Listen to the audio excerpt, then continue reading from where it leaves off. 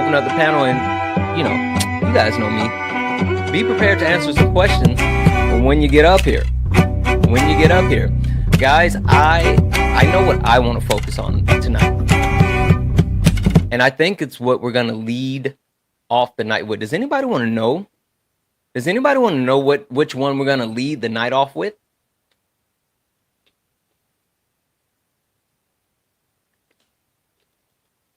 I guess you guys don't want to know. All right. I'll keep it to myself then. If you truly don't want to know, then shoot, I guess I won't tell you. That's all. If you guys don't love me, that's all you had to say. You literally could have just said we don't love you. Okay, cool.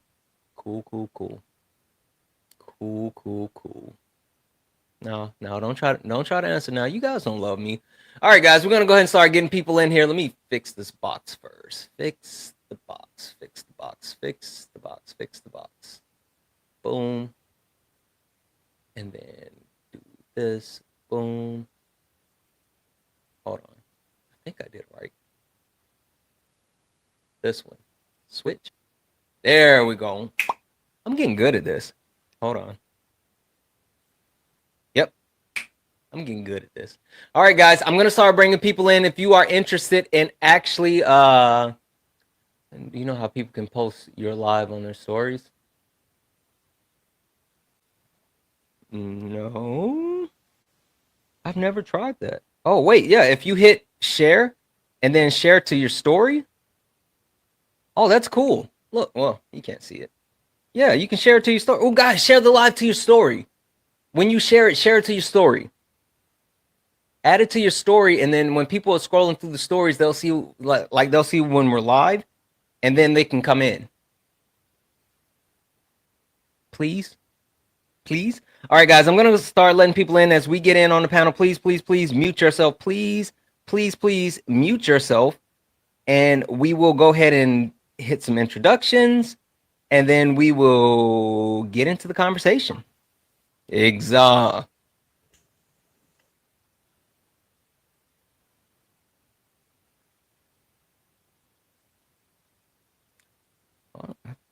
There we go. All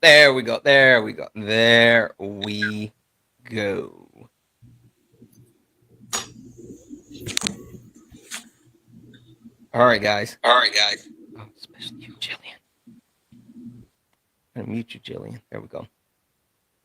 All right, if anyone else wants to actually, hey, thank you, Puerto Rican native. I appreciate you so much. All right, guys, as we get in, tap the screen, send your daily heart me again. Only one coin helps boost the live, push us out to the FYP. Our little gift goal are the little music notes. They're 1 cent. If we can knock those out a couple of times, it'll help push us out to the FYP. And we're gonna go ahead and get started here. I'm gonna go around the horn and do some quick introductions, and then we'll get into it. If you are interested in joining the conversation, go ahead and request up. We're gonna start up at the top. Delivery. How are you? Hello, brother Santana. My friend in Gaza is actually here right now. Hey, introduce you to. So if you see him, I don't know how good his internet is right now, but Serda in the it might be in the request, or he's at least in the viewers. He's our organizer on the ground in Gaza. So the event I was telling you about, the book that was written, those are his. I'm excited about it. Awesome. All right, delivery question for you. You've been here with us this week. Tell me something that you have learned that you did not know at the start of the week when it comes to the different levels of intersectionality. That's a good question. Something I didn't know, I guess a good answer for that would be sort of just the complexities of everyone's identity coming into play. So it's not just one thing. It's not just, the three things that you describe yourself as. It's not just how you see yourself, but also at the same time, how everyone sees you. Absolutely. Perfect. All right. Give me 1 second here. Meredith, how are you? I'm okay. How are you? Wonderful. Meredith, I've seen you hanging out in the chat. I've seen you around. Name something that you have learned from this week of intersectionality that you didn't know about. I think maybe that um, all of the topics that we've covered, they're so intertwined. And I guess I kind of already knew that, but I'm realizing it more and more Mm. with everything that I'm struggling with, and the more I hear stories of you guys, like people in the black community, and how much like it's very similar um, to like some of the things I'm struggling with. I guess is how I can explain it. Yeah, I'm not yeah. good at explaining myself, so No, that's perfect. That's perfect. I do agree with you. I think a lot of people, and again, it's like it kind of hit me like a sack of bricks last night, as far as like not in the moment, but how I haven't been like fully aware of it, my entire adult life. It was like my frontal lobe developed last night. It was weird. It was weird, but perfect. Thank you, Meredith. Lady P, how are you? Lady P, are you there? Let me mute. I'm all right. Oh, all right. Listen, this is going to be hard for you, but I need you to try to answer for me. Name something that you have learned this week that you didn't know about in the conversation around intersectionality. I haven't really learned nothing. Oh, come on, Lady P. It's got to be something. No, not. I haven't. I can't lie. There's got to I be something. there has not been anything that I've learned so far about the conversation of intersectionality. Mm, I mean, maybe I may learn something tonight. Who knows? mm, But not so far this week. mm. Hey, Lady P, don't make me play the sound effect. What sound effect? Why the fuck? I'm going to hold it. Mm. I'm gonna hold it. We'll come back. All right. Jillian, how are you? I'm good. How are you doing? Wonderful, wonderful. Jillian, name something that you have learned this week during the conversation around intersectionality that you did not know. I would say,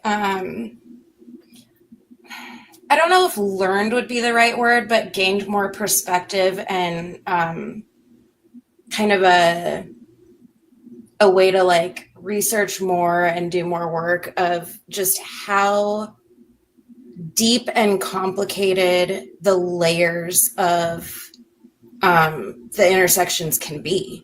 And then also with this speaking up versus speaking over, that, if a white woman like me is trying to advocate for somebody when they didn't ask me to, I can actually do more harm than good. I hadn't really looked at it at that angle before. And I don't know, I'm really appreciative that I can see that now. Okay. Perfect. Thank you, Jillian. Hey, Timmy Walker in the chat, you're not getting up here. You can leave. I already looked at your profile. You're weird. I can tell. You're not getting up here. I don't know what your deal is. I'm positive you're a troll. I'm really good at spotting trolls. And no thank you. Anyway, I think it's pronounced Sardar. Is that how you say your username? Say it one more time for me. Like it's Sirdah. It's like Sir Dah, but it's like one part. Serra. Sirdah. Sirdah. Can I say Sir Da? No. Yeah, It's phonetic, brother. Yeah, that's I'm just gonna call you friend. I'm Tell me what you want. all right. So I don't know if you've been able to hang out with us this week, but have you been able to catch any of the lives this week? You can say this is my first time or my second time in your live, not Okay. not more, yani. Okay, perfect. So this is what I'm going to do for you. I'm going to switch it up just a little bit. Can you tell me what you actually know about intersectionality? About what? Intersectionality. Intersectionality? Mm-hmm. The term itself, I'm not familiar with it.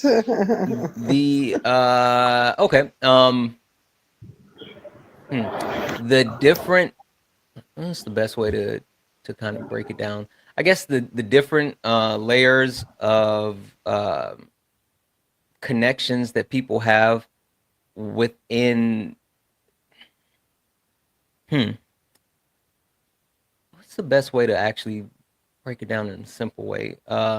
It basically the different layers of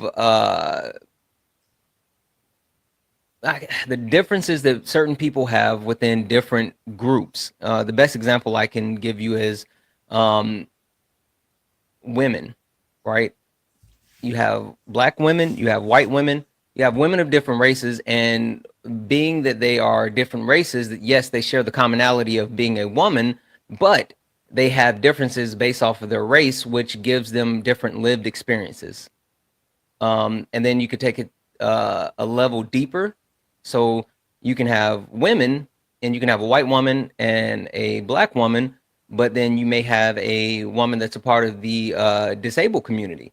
And so it's different points within a group that they share a common group, but there's different separations. And that's a really bad way of actually explaining it. I'm sorry. Can I try? Take a swing. If you don't mind. Basically, it's all of the different identities that people may have and how society treats them because of those identities. That's what I was trying to say. Words are hard. Words are Yeah. really hard. Hey, brother, even on Sirdar's live, I'm the English to English translator, so it is what it is. That's true. So we should, like, in general, as a human being, like, we should reach to the point, like, it's like, let the other live their lives, you know? Like, we should reach to this point. Like, why I should be affected by an action the others doing it?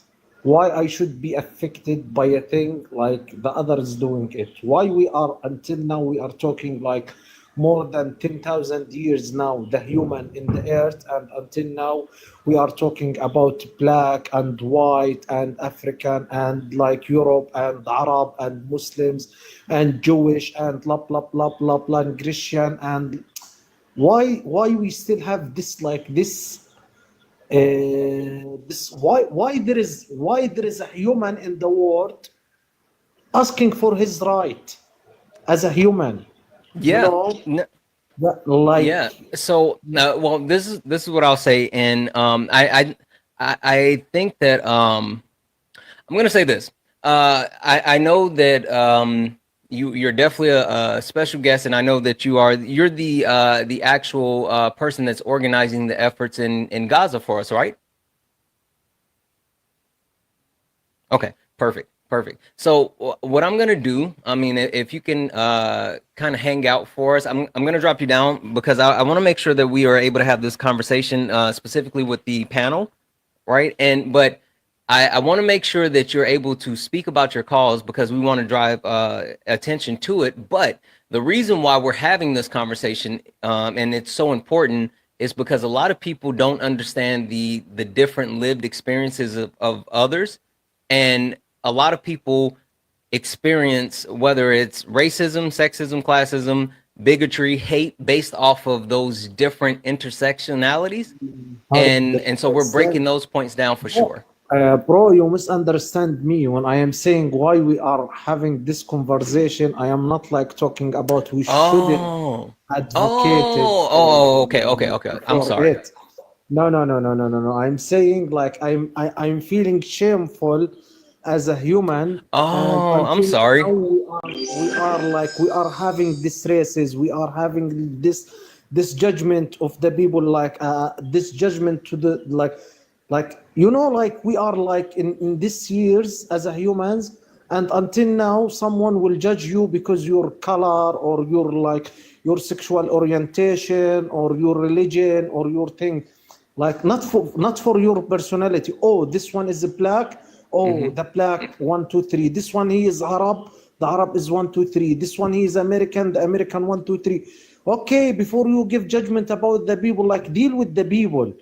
You know what I mean? I Like get you. my point, Yeah, it's yeah, like yeah. I'm blaming I get what The you're people saying who now. are doing these things, no. I get what you're saying. Everyone, Okay. yeah, everyone should have his right, and everyone should be free, and everyone should get his freedom of Absolutely. everything, freedom of everything. And Absolutely. unfortunately, So we are this in a is, huge lie when we are talking about the freedom in these days. yep, Go I ahead. agree. But Yeah. okay, give me a second. We're gonna keep it pushing around. 1 second. Falcon, how are you? Oh, I'm in the grand scheme of things, I'm okay. I'm mildly annoyed by today, but I'm okay. Oh, I'm sorry to hear that. Well, we're gonna try to shift it, especially here on late nights. Falcon, tell me something that you've learned this week about intersectionality that you did not know. Are we talking specifically on your live or just like out in the ether? In general, I mean, if it came to you, you know what I've learned? These lives stem other conversations. A lot of times I end up having like off after the live, I'll interact with certain people and the conversation continues. So just stemming from either the live, you can, pick on the live or something that stemmed on another conversation. So I will say that the thing that, well, I learned two things. One from another live and one from there's a group in DC called Freedom Road or Frizzo, and they did sort of like a meeting seminar thing about the history of like LGBTQIA rights and things like that. It's I actually got to send you that because they did it in a bookshop in DC that only sells books written by Black authors, and I thought that was really cool. But one of the things that they told me was about the we're talking like when we say the history, we went back to like prehistoric and like medieval times. And one of the things that they taught me was the reason why the F slur is so harmful, and also how it's a really early example of how women's rights and gay rights intersect. So they were talking about the witch trials in France. And how not only would women be schmurned at the stake for speaking out or crushing up herbs and stuff like that, but that they would take gay men and use them as quote unquote fire logs, and they described those fire logs as the F slur. And a lot of sort of the revolutionary fight for women's liberation in Europe and like the freedom of ideas during the Renaissance was led in part hand in hand with gay men who were subjugated to this kind of cruel behavior the way that women were. Yeah. Wow. I always find it interesting when these conversations start to breed not only additional conversations but deeper learning and searching. So no, that's okay. Perfect. And Give me I a second. study Well, history pretty deeply, and I had no idea about that. absolutely. All right, 1 second. Swan, how are you? Wonderful. Swan, tell me something that you've learned this week on late nights with learning about intersectionality that you did not know. I'm going to say that I think there's a lot more discussions that need to be had. I think it's interesting because I don't really get the opportunity to have discussions like this in this type of arena where you have so many different people, right? Like usually I'm having these questions or these discussions with like my family members or people in my circle on TikTok. But I'm realizing how masked all of these systems are and how I think separated it makes us. And like just conversations like this, I think really open our eyes to other people's experiences. So I think what I've learned is that we have a lot of work to do. But I don't mean that in a bad way. I think that this is like a really exciting journey. I think that this is very important. This type of discussion doesn't happen often, especially with such a diverse group, right? So and I think that this is something that is different for me on TikTok, and you're spearheading this discussion. But yeah, I think that there's a lot of work to be done. But I also think that there's a level of hope that I'm seeing too. Just seeing people and listening to them talk about their experiences and understanding their perspectives. I think that a lot of the people that have been here for the most part are pretty enthusiastic about unpacking these things and unlocking new levels. So a lot of work to do, but it's a good feeling, not a bad thing. It's a good thing. Yeah, no, I genuinely appreciate the school of thought as far as like sharing information, ideas. I love the fact that we have continued to actually challenge each other while not belittling each other. That's something that's super important to me. So perfect. All right, guys. So I think it would only be fair that I share what I've learned. And the one thing I've learned a lot, but the one thing that I will definitely say is I've learned that there's more levels than you actually understand, right? And it hit me last night when having the conversation, and I'm thinking, okay, I know where we want to go with this. I understand the different levels of intersectionality. I know not only how this is going to play out this week, but the additional things that we have planned. And then last night it came up, and they were like, hey, don't forget about the point of having autism and dealing with these other factors. And so it really just opened up my eyes to more so, not only I understood there were multiple layers and multiple levels, but just understanding the different lived experiences of people and the way they have to deal with all of the different factors and some that we don't even think about. So that's what I learned. All right, so we're going to get into it, guys. Before we really get started, just a couple of quick reminder for the people on the panel. Please use TikTok-friendly language like pew pew, unalive, mustache man, C19, all of those types of things that protect not only your TikTok, but it protects the live.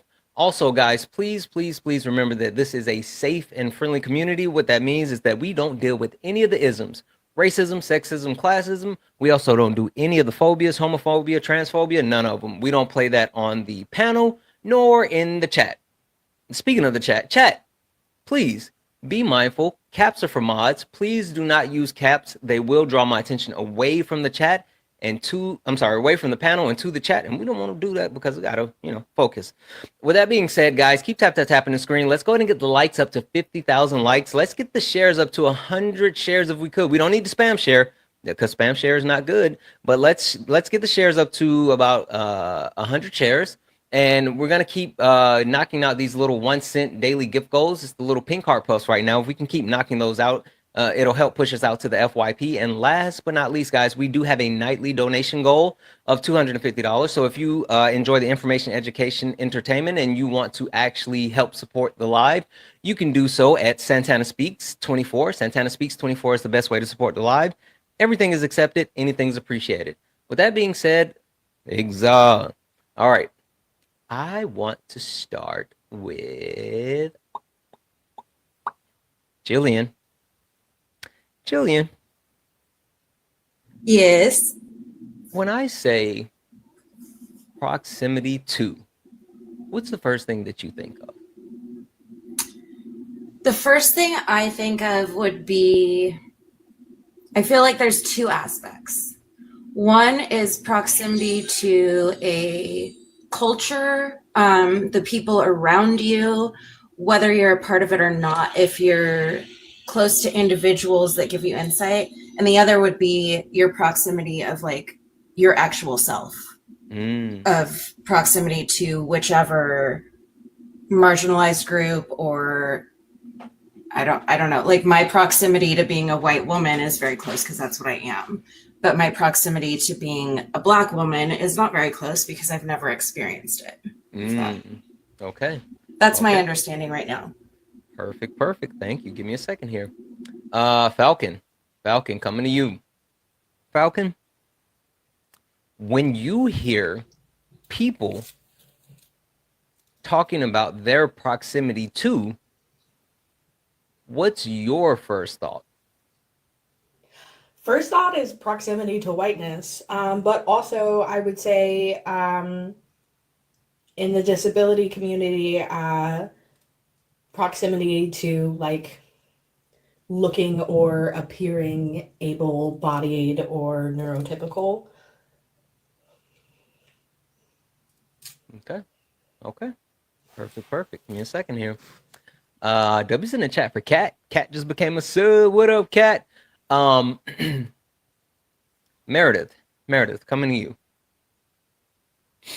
When you think about your proximity and understanding who you are and what you deal with on a day-to-day basis,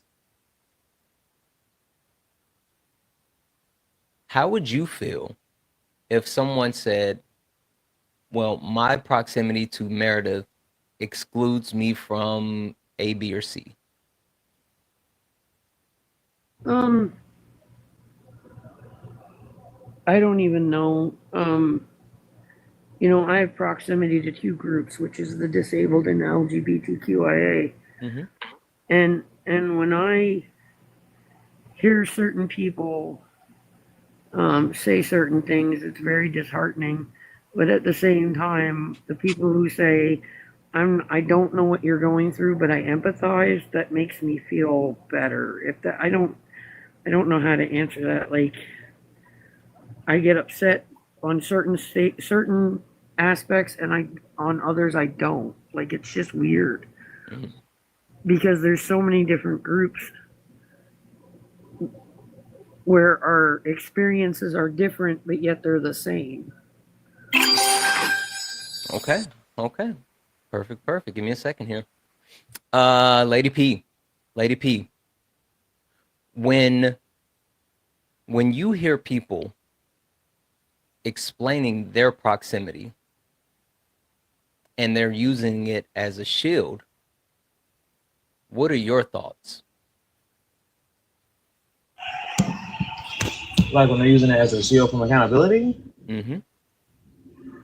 I mean, it's not really nothing to think about. It's very much like this is a common thing that people do. So, like that's an essential part of being somebody in a position of oppression, because you are able to try and tokenize people and utilize them and minimize the experiences of those that are oppressed. It's like this people's first instinct to do. So I feel like maybe there was a thought that I had, and like when that was like the first, like when I was younger and it was like the first time people were like saying stuff, or like when I first started having these conversations, maybe. But it's not really even a thought at this point. It's just typical oppressor behavior. Okay. Give me a second. Delivery, coming to you.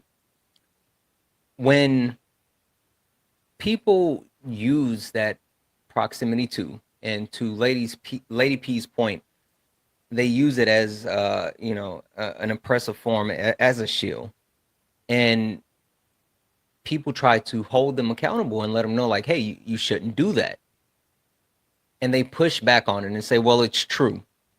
It's true. I have this type of friend, I have this type of family member, I know this type of person. What do you think is the best way to actually deal with those type of people in those type of situations? Well, I think that for a little bit of a curveball, when you say proximity to, the one that comes to mind most frequently for me isn't the ones that a lot of people commonly think of. It's not whiteness. It's authority. I think of proximity to authority as generally the first proximity I think of. And because of that, I think that it reminds me that talking to people like that, it's really important to remind them that even your own identity doesn't protect you from prejudice against that specific identity. And if a person can be hateful of who they themselves are, then obviously having friends is not going to dismantle any, terrible ideas you have baked into your head. Okay. Perfect. Thank you. Sirda, when when people get defensive and they can't use their proximity to one group or another as coverage for them, do you find any value in actually trying to help them learn why it's harmful, or do you think that it's a lost cause if they're unwilling to actually engage in the conversation initially? So we should like be with anyone in this situation. First of all, we should support and be with the victims, okay, against the oppressor, because anyone doing these things, even like if like it's a racist things or a thing like that, it's like consider an oppression, okay? So we should support the one who is under the oppression by any way it's available. Educate the people what is their right, educate the people how, like the first of all, we should educate the people what is their right, and the second thing, we should educate the people how they can get their rights, you know, and we should encourage them to what, to get their rights. So yeah. So this is the main 3 point. What is my right, how I can get my rights back, and how, and the encourage from the others and not blaming me. Like unfortunately we are in a community now in the world blaming the victims. Then this is the most weird and the most disgusting thing in this world, when you are blaming the victims if he or she try to get his right backs. So that is like the error in the world now. Wallah, bro, this is the error in the world now. Yeah, no, I definitely agree. I think that a lot of people tend to, it's interesting when you see those people actually pushing back and holding on to those proximities, and then people tend to align with those people instead of actually trying to hold them accountable and saying like, hey, you need to work on that, or you can't do that, or like that's not okay. It's always interesting to see that. All right. Swan, when people push back and they're not willing to actually deal with their tokenization, their thought process of them, saying, hey, this is okay because it's true. And then other people start to join in. What's the best way of dealing with that? Because we know a lot of times that people don't necessarily understand what's happening. And so they say things like, oh, they apologized, give them a break. Or, oh, well, and they might be telling the truth. How should we deal with those people who may not fully understand it to help better spread the message? I think it's important to be very firm and straightforward. Tokenizing is harmful, period. What you're doing is trying to use somebody that you have a proximity to make it seem as though you have done the work to unpack the things that you need to unpack, right? Which is disingenuous. Unpacking it's not a destination, it's a journey. And so for me, in my personal opinion, I'm going to be real with you. If you get upset, it is what it is. You know, hopefully I can plant the seed, but it's important for people to understand how crucial it is to not tokenize. So, and even if people are joining in, I'm not afraid I'm not afraid to stand against that. Um, so this kind of, I wanted to say this earlier, but so we're talking about intersectionality. Yeah. Racism, classism, sexism, homophobia, transphobia, all of these things, people need to understand that these are systemic issues. It's a lot more than just being mindful or being empathetic towards someone. This is going to like we got to get to a place of where we're voting in alignment with unpacking these things, right? Where we're challenging those that are around us, right? Because our material conditions will never improve if we don't do that. So I think it's very important to understand that these are systemic issues that negatively impact the material conditions that marginalized communities are living in. Our lives depend on this. So for me, I'm going to be straightforward. If you miss the message, it is what it is. You're going to be on the outside of the club. You can't get in. That's how I feel about it. But, so intersectionality, Kimberly Crenshaw, if you want more information on that, buy her book. She coined the term. And it really what it is it's about racial justice, identity politics, and policing. All of those things kind of intertwined. But that's the biggest thing for me is that people need to understand that these are systemic issues. If we don't understand that, then how are we going to dismantle these oppressive systems? So that's very important. So yeah, I feel it's important to be straightforward. Absolutely, absolutely. Listen, I think that the one thing that I've learned for sure is that straight talk makes for straight understanding. If you know who said that, put it in the chat and watch you age yourself just like me. All right. Last but not least, Flock. Flock, how are you?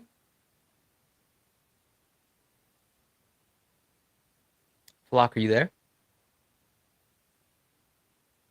Flock, I'm going to send you a request to come off mute.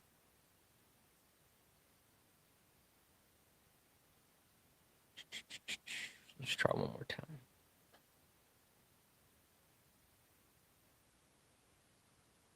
Flock, are you there?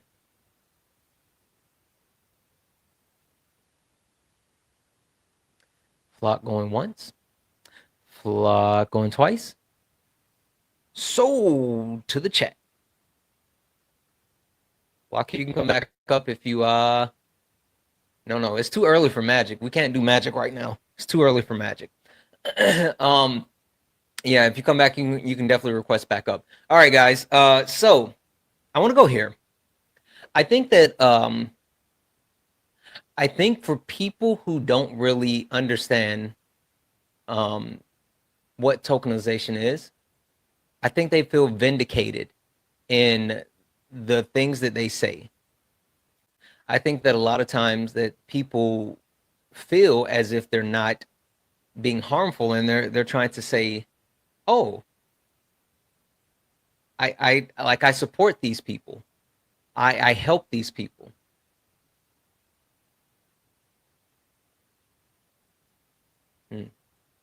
I choose violence.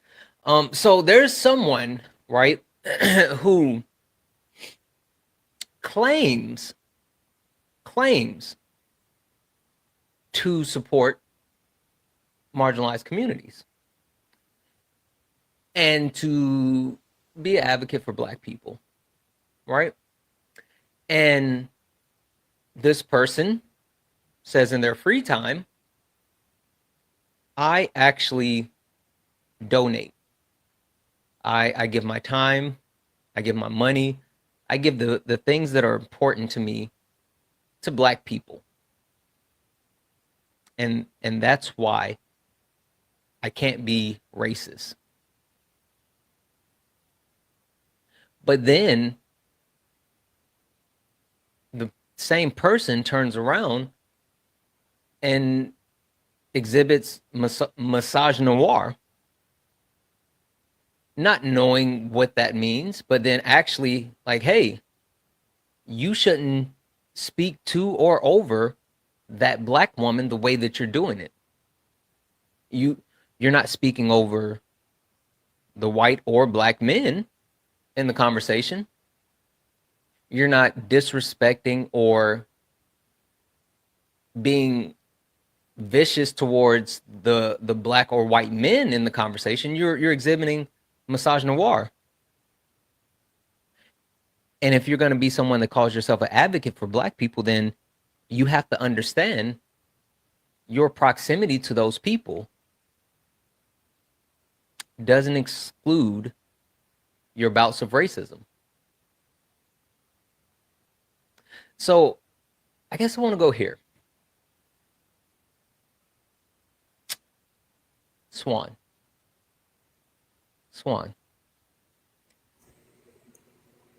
Where's the line, right? Where's the line where people who think that they're being helpful, and even using words or, saying stuff like melanated, right?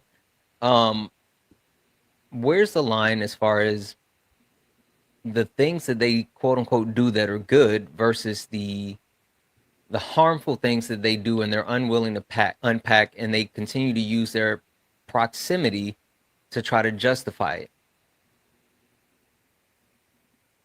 So, like, how would I handle that? To me, I think that definitely shows that person has not unpacked, I'm going to say, anything at all. Because if you have, I mean, you're not going to be put in a position to where you feel the need to, explain your actions away. But I think, like, people need to understand, again, these are systemic issues that negatively impact our material conditions, right? So I'm going to challenge somebody and I'm going to ask them questions. We had this incident happen on my panel where somebody came up and they made a video about advocating for marginalized communities. And they said in the video, you need to stop acting like victims and stop coming at the people that are willing to assist you, because we're not going to want to do it anymore. And, in my head, I'm thinking, like, that's absolutely disgusting. You're like dangling somebody's humanity on a string. Stay away. You're not built for this. You can't stand in the paint if you're thinking like that, right?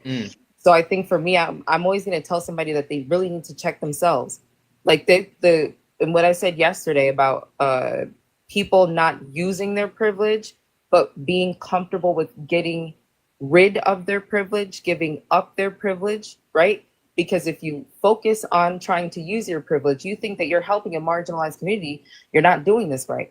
You have to unpack the things that are going on with you if you are a part of a privileged group, right? Or not even necessarily privileged. I think it should be worded like this, right?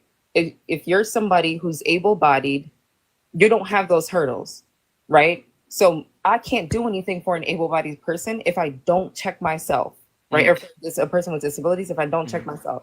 And that's how it should be with everything. You shouldn't have to give a laundry list of people that you know, right? But I think that's really important, is that we challenge people, ask them, what are you doing to educate yourself, And then, let them know. You got to work on you. You don't need to help these people over here. You got to work on you in your community because you are benefiting from other people's oppression. So that's it. Okay. Got it. Lady P, why is it that certain people can understand racism but not misogynoir? Why is that so hard when they can clearly understand, like, hey, I shouldn't say or do those racist things, but then when actually confronted about misogynoir, not only is it not taken as feedback, but it's rejected based off of the fact that they're not quote unquote racist? That's because people are racists and because people are misogynist. So when you so that's something that typically is going to happen, like with white men and anti-black men as well, because when it comes down to black women, like, they're typically going to recognize misogynoir, even if the name isn't, like, even if the term, like they don't know what that is, but they're going to recognize, like, how racism negatively impacts black women specifically and uniquely before a black man would, and before any white person would. So So yeah, like that's typically what it's gonna be. People don't respect black folks as it is, and black and women are not respected. So black women definitely won't get the respect if you specify that something is impacting them only. Okay. Okay. All right. Jillian. Jillian, coming to you. Understanding that misogynoir is something that is, I don't want to say harder for certain people to recognize, but I agree with what Lady P was just saying in the sense that it's more so neglected. But then when you deal with someone who openly exhibits misogynoir, but at the same time exhibits just flat out misogyny, where's the symmetry breaker for that as far as people who, like you, wouldn't be affected by misogynoir, but you would be affected by misogyny? How should we address that so we're not just speaking to one harmful action, we're speaking to the entirety of the harmful action? Well, I think it would just be to address both.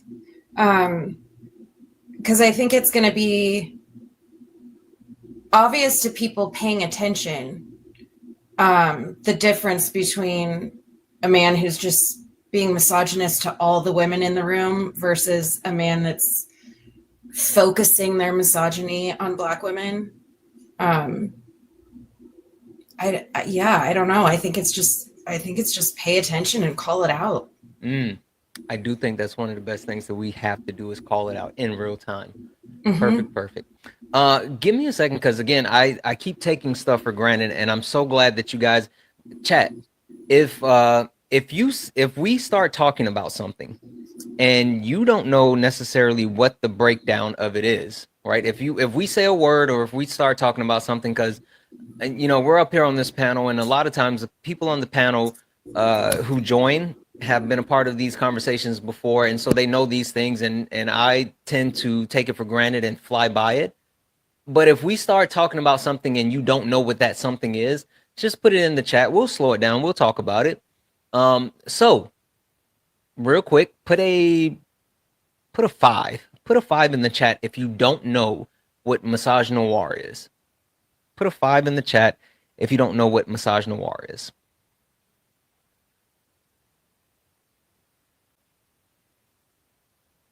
Do do do do do do do do do do do do. Okay, that's fair. I have to put my Jeopardy music back on. I accidentally erased it off the soundboard, but we got a new soundboard anyway. All right, perfect. Falcon,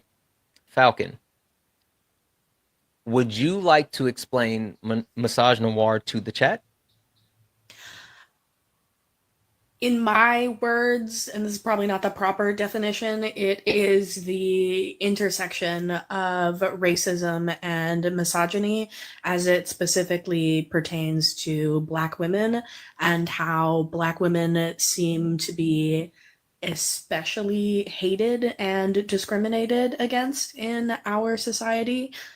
Would be the best explanation I could give. Yeah. I would say also femme presenting women. So not just femme presenting individuals, not just Black women, but Black femme presenting. Also, it's really deep, because yes, it's the in the intersection of that Blackness and that womanhood, where we continue to talk about the patriarchal system, and how depending on those characteristics, you quote unquote rank lower. And so to the point that was made, I think Lady P said it, and then I think Jillian kind of doubled down on it. When you think about American society and how women are often looked at as lesser, right? But then that's when you start to throw on those different levels of intersection or intersectionality, and you talk about Black women And that is misogynoir. Now, one of the best examples of misogynoir that I can think of is the hypercriticalization. I think that's a word. If not, I'm a trademark it. Hypercriticalization of certain black women, and how people tend to say white, like, oh, they're a man, right? The best example I can give for this is the way that certain people continue to call Michelle Obama a man. Hypermasculinization. Can I give a historic example quickly? One second. So the way that people continue to say, well, Michelle Obama is a man, and you see this throughout different points in with black people, and you see that a lot. It's really visible with, quote unquote famous black people, right? But it's also something that's done to black women in general, and you can talk about like Michelle Obama, or dang it, Sage, I was just about to say that Serena Williams. But they use it as a way to not only disrespect and degrade black women even more, but to make them seem as less than. And at the same time, I can't remember if it was Swan that said this or if it was Athena that said this, but one of the two said black women are not only the group that's hyper, what is it? I think it was Athena that said it, hyper masculized, but at the same time hypersexualized. Two ends of the spectrum. I'm sorry, I got a headache and I'm not fully wording the words. Swan, do you remember what the saying was? Can you? Something along those lines. But it really comes down to both of those things would be dehumanizing, and it definitely stems all the way back from chattel slavery, right? Because black people were not considered human beings for a very long time, still not treated as human fully, as human beings. But yeah, the hyper masculinization comes along with blackness. The world constantly meeting us with aggression. I see it all the time online in my real life. I go to the grocery store, somebody YT is standing in front of me. The cashier is YT. They have a cordial conversation, and I go forward, and they don't say a word. And then the exploitation, I think, really comes from. Okay, so this is going to be a very real thing that people need to understand. Like, this is where this stems from. So during chattel slavery, trigger warning. Once a young girl got her menstrual, right? Then Massa, quote unquote, knew that it was time for her to. I'm using terms that associate with the time period all. So please just bear with me, trigger warning. Massa knew it was time for her to breed, right? And that would that was something that was obviously non-consensual. Didn't matter the age of the person that they had to do this with.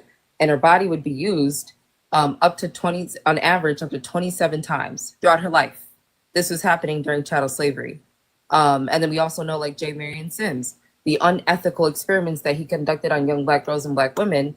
He's considered the quote unquote father of gynecology. That man literally was like a Jeffrey Dahmer in it. Like, that's what that comes down to.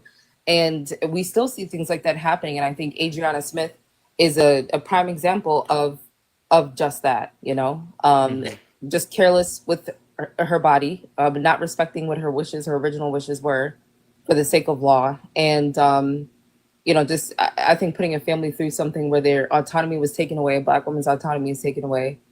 And it's important to understand that. And also what goes along with those things, at least, especially the hyper, schmexualizing, is we are valued in society through our servitude towards others. That's how society sees us. And we even do it to ourselves at times. I know every Black woman in here and Black femme presenting person doesn't stop when they're tired. I know that for a fact.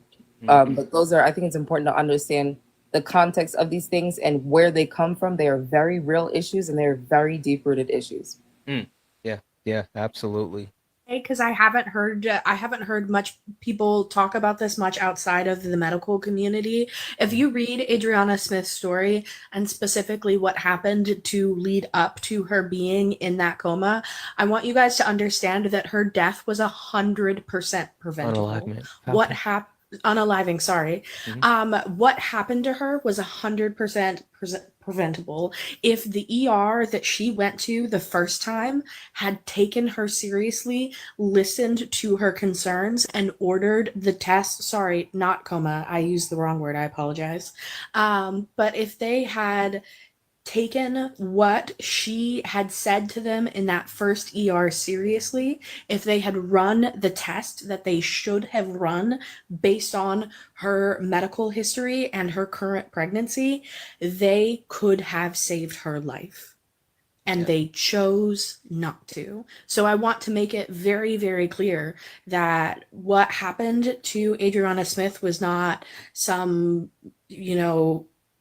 mishap of nature or some unfortunate accident. That is medical apartheid at its root. It's not just the way they used her body afterward, it's that they let her get into that position in the first place and disregarded her life, her safety, and the life of that baby.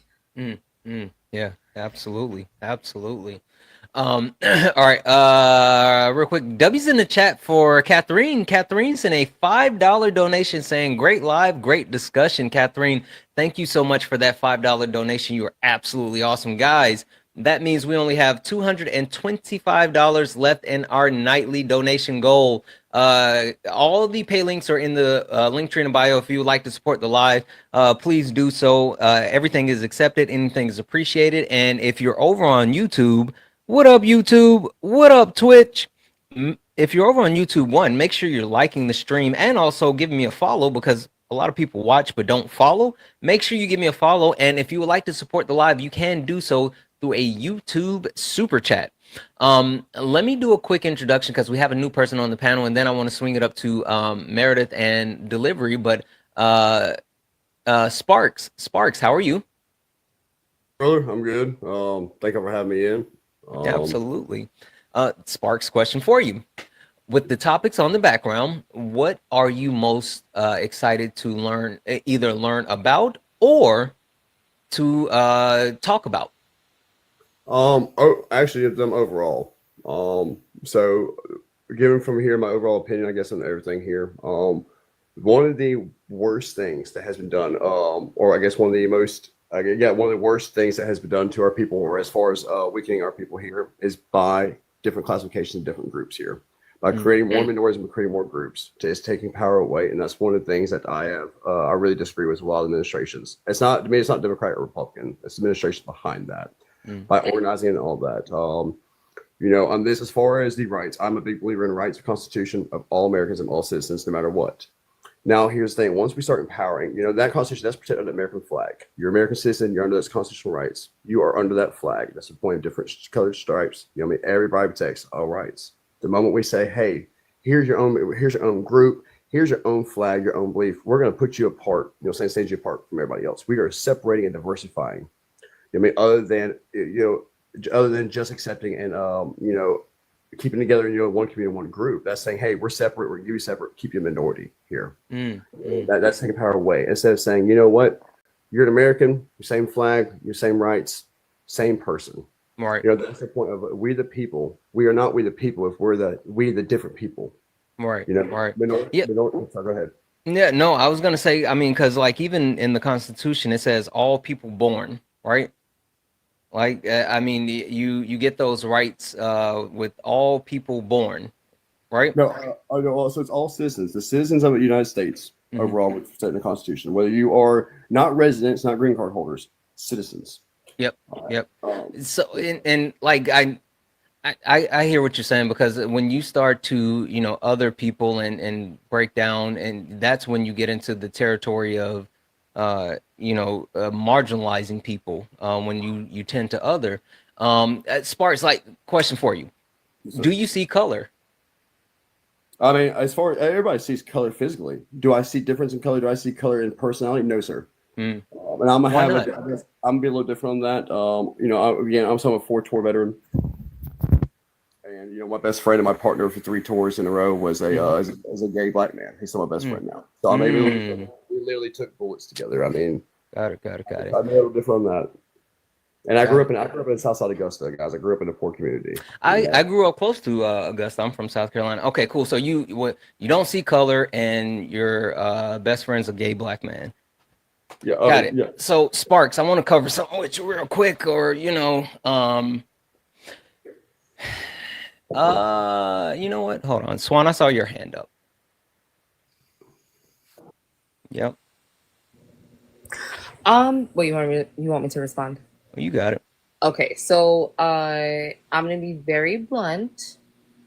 What you communicated to everyone is that you don't necessarily care to see the way that they show up, or give them or understand that they have the autonomy or should have the autonomy to show up as they are, no matter what their intersection is. And I think that the immediate thing that I think of too when I think about the flag and when I think about the Constitution is the fact that people that look like me were not considered human beings during that time period. And as much as people want it to be that we have that level of equity and equality in this country, we don't. We're still not treated like human beings. Because again, I'm always going to bring this back to a Black woman not knowing for sure that she's going to make it through her pregnancy and giving birth to her Black infant alive. It's literally impacting our survival. And I'm not necessarily, I'm not saying that this is your intention. I don't think that this is your intention. I think that what you said is evidence of what we've been talking about and the reason as to why we need to discuss intersectionality and understand intersectionality, because we are not all the same. Understand that Black people, if they have a lineage that is off the continent, we are generational prisoners of war. And we've been treated like that ever since we were brought over here. Yes, ma'am. Okay, hold on one second, Swan. Lady P, you take the second part. What second part? The second thing that after we talked about not seeing color, we talked about his Black gay friend that he took pew-pewings with in the army. What, like addressing him as a gay friend? No, the tokenization, Lady P. Oh, the tokenization. I mean, how we became friends, we served together. I mean, he was a Marine Recon. I was. I mean, we don't really care about you having a Black gay friend. No, that's not the gay friend. Lady P, a little softer, just a little bit. What? I can't be nothing but honest. No, the point is not friends. The point is serving together. The point is being in trenches. The reason I say I may be a little different is because when you're in a trench, when you're in a 28-hour firefight together, I mean, hold on, let me slow you down for a second, Sparks. Let me explain it to you. So the kind of the exact same thing that Swan just said, right? I think that you came up here with the best intentions, and I even understand what you're saying, but the fact that not necessarily understanding the pride that you have in the flag and the Constitution is not the same lived experience that other marginalized communities have, because we have been othered so much to the point that people are looked at as less than because of the different intersectionality points that where they are. But then for you to reference your gay Black friend, right, is tokenization, right? It gives you coverage for the point that you're trying to drive home, in the sense in which we get it, right? You have someone that you have become friends with, that you shared like life and unaliving experiences with, which is very valuable. But at the same time, if that is truly your friend, then you never want to use them as an example to make that point, because it invalidates who they are as a person, right? And that's the point, right? You never want to hold this person up and say, well, look what I have. Yes, sir. And so guys, I get where you're coming from there. I'm not a public speaker. I'm not good at this. Yeah, no. I understand. I didn't think it was intentional. Yeah, the way to wording this is the point that what I'm showing behind that is when you are, that is one good example of two Americans, you're saying, that don't see those differences. The point of it being black and it being gay right there are like things that people are saying are different. Things are supposed to be recognized as a difference for me as a, as a white man or whatever. The thing is, what I'm trying to say is, whatever differences, that between sexuality or hair color of his skin has no differences between, saying us as brother, saying us as people. We are two men of this, we are two citizens. That's not true. But it is. Everybody's different. One second, The Falcon. point is, everybody's one second. Hold on. Finish your point, Sparks. The point is, saying, like we're all raised, everybody's different and unique, right? But those differences, saying, don't make us different as far as human beings, is the point what I'm saying. It doesn't matter what his color is, it doesn't matter what his sexuality is. What matters is we are both American citizens, we are brothers of the nation, or brothers in combat. That's what I'm getting to. There is no differences. As far as humans go, personal differences, everybody has. Okay, give me 1 second. Delivery. I would love for you to take that. Okay. So fundamentally, I kind of understand what he's trying to express, but it's wrong-headed. And let me just try as best I can to explain why I think it's wrong-headed.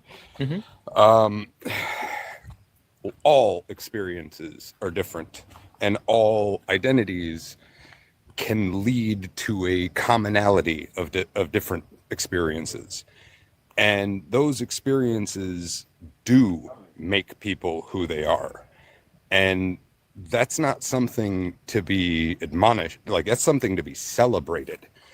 The beauty in humans is that we are 1,000 colors and shapes and sizes. And 1,000 is obviously an understatement. We are countless, endless types, and those representations of our individuality are the beauty. That is the music you've never heard. And every single person that you ever meet should be treated as a song that has never been played in your presence. And you should appreciate every little thought that went into every part of that song, whether it's the things they've struggled through and succeeded, the things that broke them and they had to rebuild themselves all over again. These are our stories, and to say we are all the same is to throw us all into some kind of just trash compactor of simplification. Yeah, and I don't give me I don't one like second that. Delivery. Give me 1 second. Of course. Sorry. Hey, Sparks. Stay up here with us, friend. Stay up here with us, and also for the people in the chat, like, let's keep it cordial, because the point of the conversation that we're having right here and right now is not one of conflict. It's one of education. It's one of understanding. It's one of trying to be better. So we're not going to be confrontational or incite conflict in the chat. We want to actually engage with each other in earnest. So Spark, stay up here on the panel with us. Please stay out of the chat. And chat, come on, keep it well, I don't want to say PG, but like, as long as we are up here in good faith, I need the chat to stay in good faith as well. W's Trinity. I'm sorry, Delivery. Go ahead and finish your point. It was more or less it. The idea that we can be simplified is sort of like the worst kind of triage. We have all of us, every single one of us, been elevated into something unique because of our experiences, because of our lives, because of what we've been through and what we've missed. And those burdens and privileges are at a beginning of the explanation of the people you'll come across. But to say we're all one, we're all the same is not an equivalency. Yeah. Sparks. So, yeah, brother, again, it might be just poor wording on me. So, I mean, help me. I'm going to ask y'all to read between the lines here. When I say we're all, at the same time, we're all the same, but we're all different. We're supposed to be different, so it's unique as human beings. But as far as I say, we're all the same as far as, you know, and that's the point. That's the view that everybody needs to have to end racism, to end all this is looking at everybody as equal. You know what I'm saying? We're not, it's not that we're the same. We're different. We're unique, but we're, you know, everybody's equal. You know, on that. And that's the view of that. See, I come from, like I said, I come from a poor community, grew up, not having that generational wealth. My goal and my drive, you know what I'm saying, is to be the start of that, to be successful. I bought land and cash with my, I mean, I paid cash and nobody could take it from me. I lived in a camper for 5 years while I built my house. It is my goal to start generational wealth. If you come from a poor community, you know what I'm saying, that is what our job is as fathers and families. Yeah. We're, you know what I mean, there are, it's to me, it's not race or sexuality versus another. It's poor, it's the class versus class. There are rich of all races, of all regions. There are doctors of all colors and races that are Head Start. You know, there are people that have a head start on us at this point in time. I'm not taking back from no history and no nothing that happened in history. There's no denying that. All I can do is move forward and reduce that from here forward. Yeah. Sparks, I want to, I got it, guys. I see your hands. Sparks, I want to do something really quick, if you don't mind. And actually, before I do this, chat, lock in for me. Let's get the likes up to 100,000 likes. Let's get the shares up to 125 shares. 125 shares. Don't spam share. If everyone can share it maybe once or twice. Also, welcome in Parker Raid. I didn't get to say that earlier. Welcome in Parker Raid. That's over on Twitch and over on YouTube. Make sure you're liking the chat. Knock out the gift goal. It's the little heart fingers. Also, guys, we still have $245 left in our nightly donation goal. If 245 people send $1 to the pay link, Santana Speaks 24, we can definitely close out our nightly donation goal. Everything is accepted. Anything's appreciated. If you're over on YouTube and you would like to support, you can support with the YouTube super chat. If you look up at the top and you see the word follow, that means you're not following me. Go ahead and hit that follow button. Make sure you hit the follow button. This is the main account. And last but not least, if you are already following, go ahead and send your daily heart me. It's only one coin and it'll add you to the team. Can I just one quick, brother, if you don't mind? Well, I just want to one of the things I see sometimes in chat, and for y'all real quick, I do know that it's hard for me to understand between accent and speaking, guys. One, I'm not a speaker. Two, I've had major damage to my jaw and my dental over time. So I you know, please stop me. No. I mean, I understand you well, but I'm, you know, again, you and I are from the same neck of the woods, so. I'm actually from Carolina originally. I'm from Modoc, where I was born. Okay. Grew up in Augusta, so I went from the sticks to down south side Augusta. You know, I lived both lives. I went from the upstate to the Midlands, and you know, back and forth to Augusta and all up and down I-20. Okay. Yeah, listen. I got stories. All right. Question for you, Sparks. What is race? By actual definition or personal definition? Whatever you think it is. To me, race would be the difference between actual species, not not color of origin on that. Like by classification, we are a human race. You know, I said that being like the alien theory or whatever, which I don't believe in, but say it's true. That's a different race. So in practice, then, what do you think race is? By difference in species, I think the proper No, not to you, but like. I couldn't tell you the actual definition by word for word on that. I know pretty much categorized different race being different physical characteristics or physical. Give me 1 second.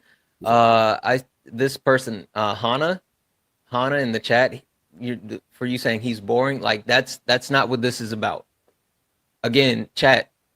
Let's keep it together. That's not what we're doing. We're not doing that. Please stay respectful in the chat. We're not doing that. Please and thank you. Real quick, I gotta drop because of my breathing and my meds. Oh, okay. Yeah. I appreciate you guys. I'm sorry. Absolutely, Meredith. Yeah, you know you're welcome to come back. Thank you for being up here with us, friend. Yep. All right. Perfect. All right. So, all right. You told me what you think race is. Now, Sparks, what is racism?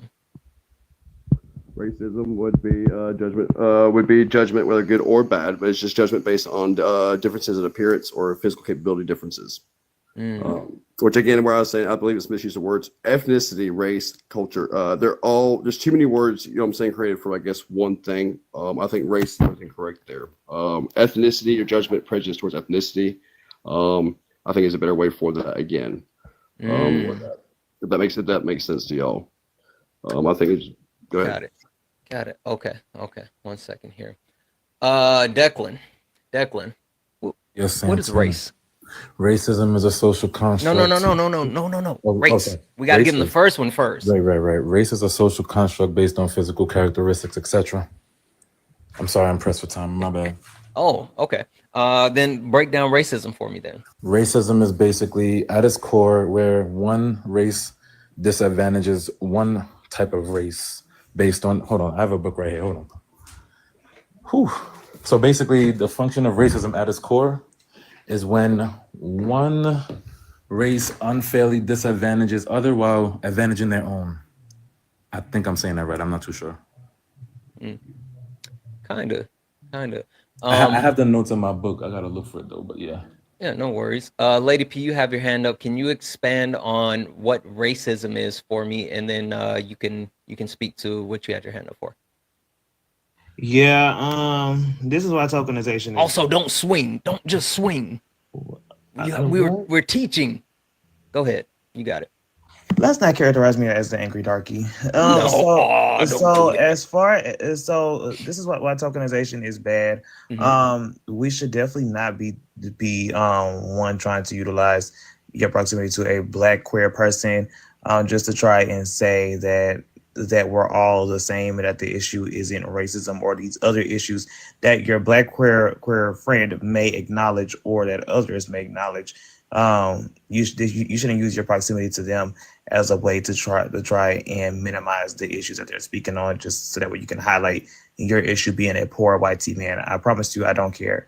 So as far as racism goes, racism is a system of white supremacy that's used to negatively impact non-white people.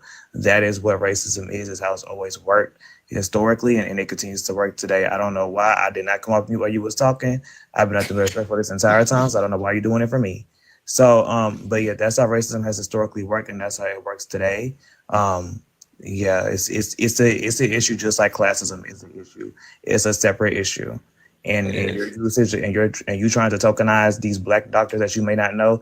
Black people only make up 5% of doctors, 3.8% of dentists, and even less that of aviators. So to try and claim that because you see some Black folks in these high ticket fields, it's kind of crazy because classism works hand in hand with racism. And that is why Black people are not able to attain a large portion of the demographic pool of people in these high ticket roles. Okay. Thank you, Lady P. Before I go to the next person, Sparks, I want to give you a second. Where's your mind at this moment? What do you think as far as what you've heard? So first, I do not disagree with the fact. So it's the numbers on which one's greater than more. So like the poor white people, there's less of us. You're right. I mean, in comparison, like there's how you said your mic is like going in and out. Sorry. So how you said there's less, there's only 5% of Black people that are make doctors and make up these jobs, whatever. Same thing of like the poor white people in these what we call Black communities or poor communities. It's not about the number. The fact is, it's actually one of the best benefits y'all. It's in that we have, say, their generations.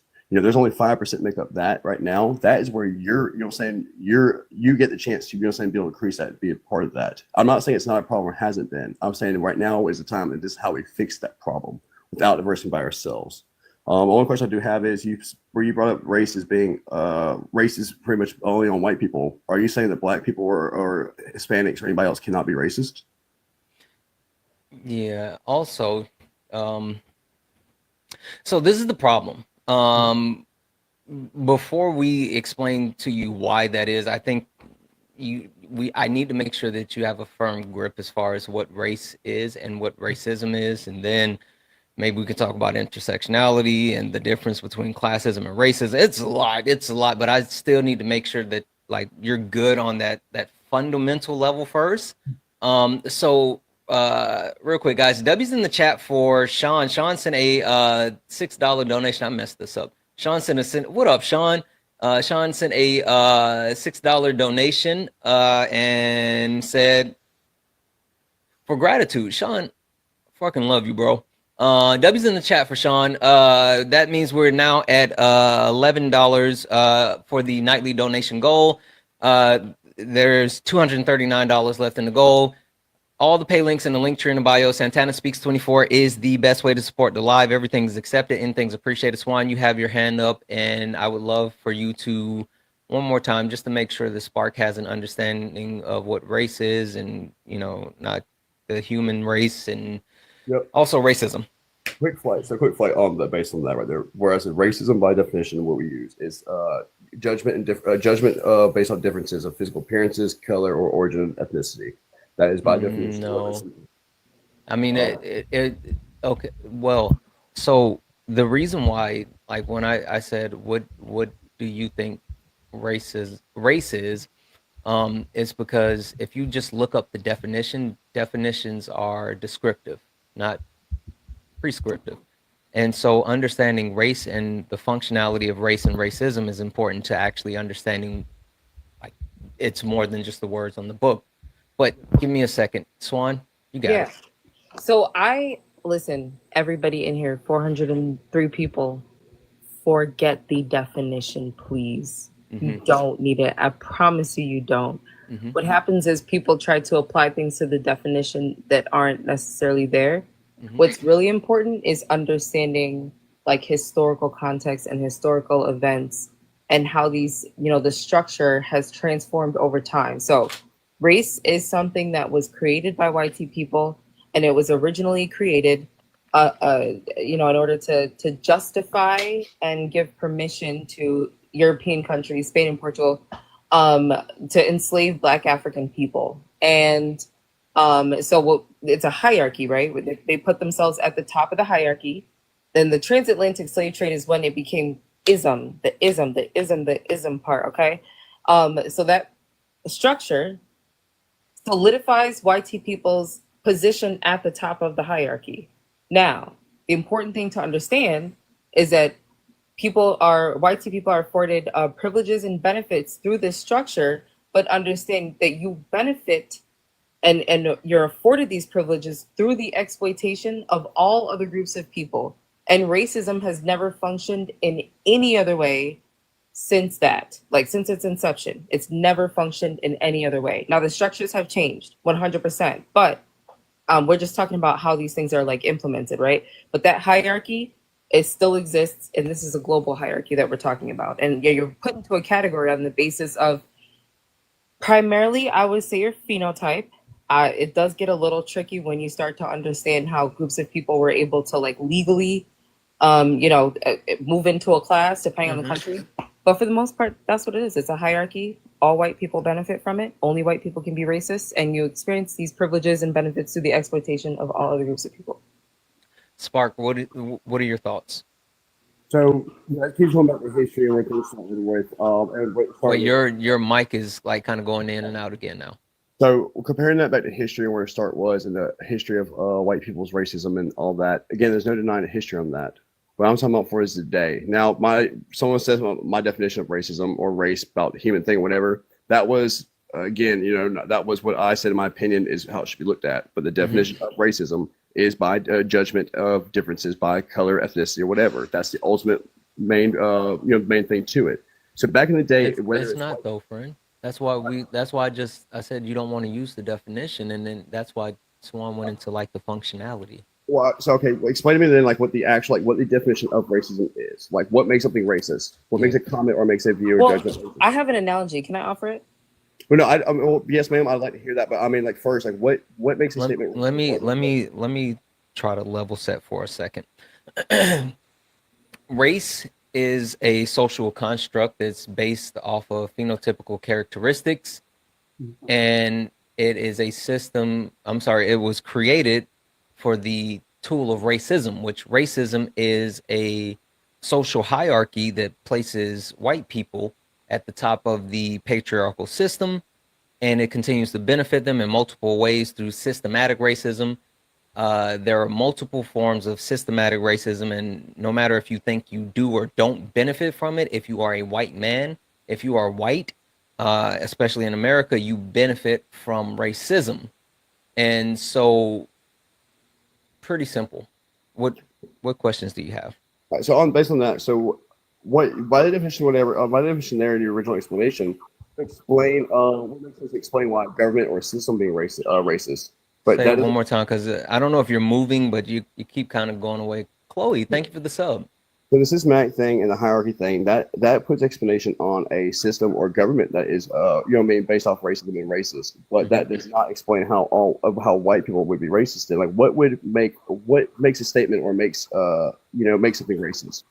Like, what would be the difference between being racist or not? Yeah, all people are inherently racist, and the reason I say that is because whether or not you actually participate in racism, you benefit from racism. Meaning, the fact that you are a white man in America puts you at the top of the patriarchal system, where you get multiple benefits, whether it be, the fact that like standardized safety testing for vehicles were specifically made and tested for white men body types, right? Or you can talk about the fact that white men make up the majority of leadership within the U.S. government, right? So there's multiple ways, and then you start to look at the discrepancies between different races, right? You can look at the mortality the mortality rate for Black women versus white women, and you can take a look at the breakdown in the educational system, whether you're talking about standardized testing and how that is geared towards negatively impacting Black people and people of color. It's a lot of it. And so there's multiple layers to it, and it's so ingrained within our country. And it's still happening today, right? You can talk about redlining, right? You can talk about how the country has there was a study, and shout out to Adorna, I saw her in the chat, but ever since she brought this up, I not only have I pulled it up, read it, and continue to speak on it, but Citigroup did a study that says that over a 20-year span, the United States is going to lose out on $16 trillion due to racism. And so it's so ingrained into our country and our like culture and systems, that even if you're not someone that's if you can claim that you're not racist, but you are still someone that benefits from that system. I hear you on that, and you're still making sense on the system part, but I'm still not catching on where, like, the benefit part, how I benefit from that. Like, so because the comments and everybody saying all white people, how being a white man benefits from that. I can answer that. Maybe a small portion. Now, again, I'm not going to compare the amounts or proportions to another. The fact Sure. Hold on one second. Hold on one second, guys. And then I know multiple people want to speak. I want to go to Falcon after this because she's been waiting. But give me a second.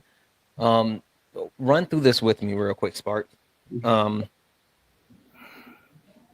When let's say you're on the highway and speed limit is 65 and you're doing 75, you get pulled over by the cops. The cops pull up behind you. The lights are flashing. The cops get out of the car. What's the first thing that goes through your mind? Shit, I'm going back to jail. Okay, cool. So then the cop walks over to you and knocks on your window. What do you do? Well, I keep my window down already, my mag out, because I learned the hard way. Okay, cool. Again, personal experience. I grew up in a poor community, going to school in a rich community in Clinton County. So that's from a different experience that may be uncommon, but driving a '93 Cutlass for first car at Richmond County tag. Yeah. No, that's cool. Stick with me here, though. Yes, sir. So the cop says license and registration. What do you do? Of course, if that's what he says, hand that to him. Just, I try not to speak, nothing, hand it to him. Okay. All right, cool. So I'm going to run you through what I do. And this is, I know it's anecdotal, but it's a very common practice within the Black community. It's actually something that we teach our kids to do, right? So when I get pulled over by the cops, I have my my window already down, but I have my hands on the steering wheel, right? And so then the cop comes over and says license and registration. I don't just hand him my license and registration. I say, I'm reaching for my license and registration. It's in my back pocket. It's in my glove compartment. I'm grabbing this for you now. Yes, And sir. then I get it and I give it to him. And then I put my hands back on the steering wheel where he can see them at all times.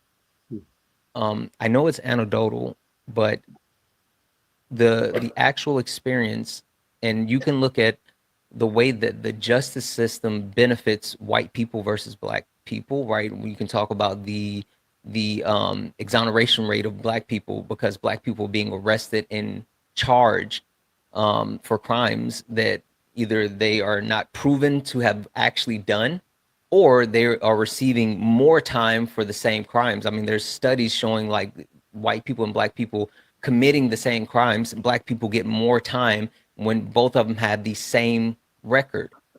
Yes, sir. But I then would agree. also you can look at like how certain, criminals are treated. And the one that I love to give the example from, again, you're a Carolina boy like me, um, Dylan Roof. Dylan Roof went into a church with a bunch of black people and unalived a bunch of black people after having Bible study with them. And the cops, before they took him to jail, they took him to Burger King. But then you look at people like George Floyd, who was selling Lucy's, right? And a cop not only, arrested him, but put his knee on the back of his neck until he unalive. So the way that racism is completely ingrained and you benefit from it, whether you know it or not, is a thing. Falcon. So I just wanted to also speak up and say I am a gay black veteran that served and deployed and TDY'd and did all of those things. And one of the things that you said that I latched onto was that we're all equal in that foxhole.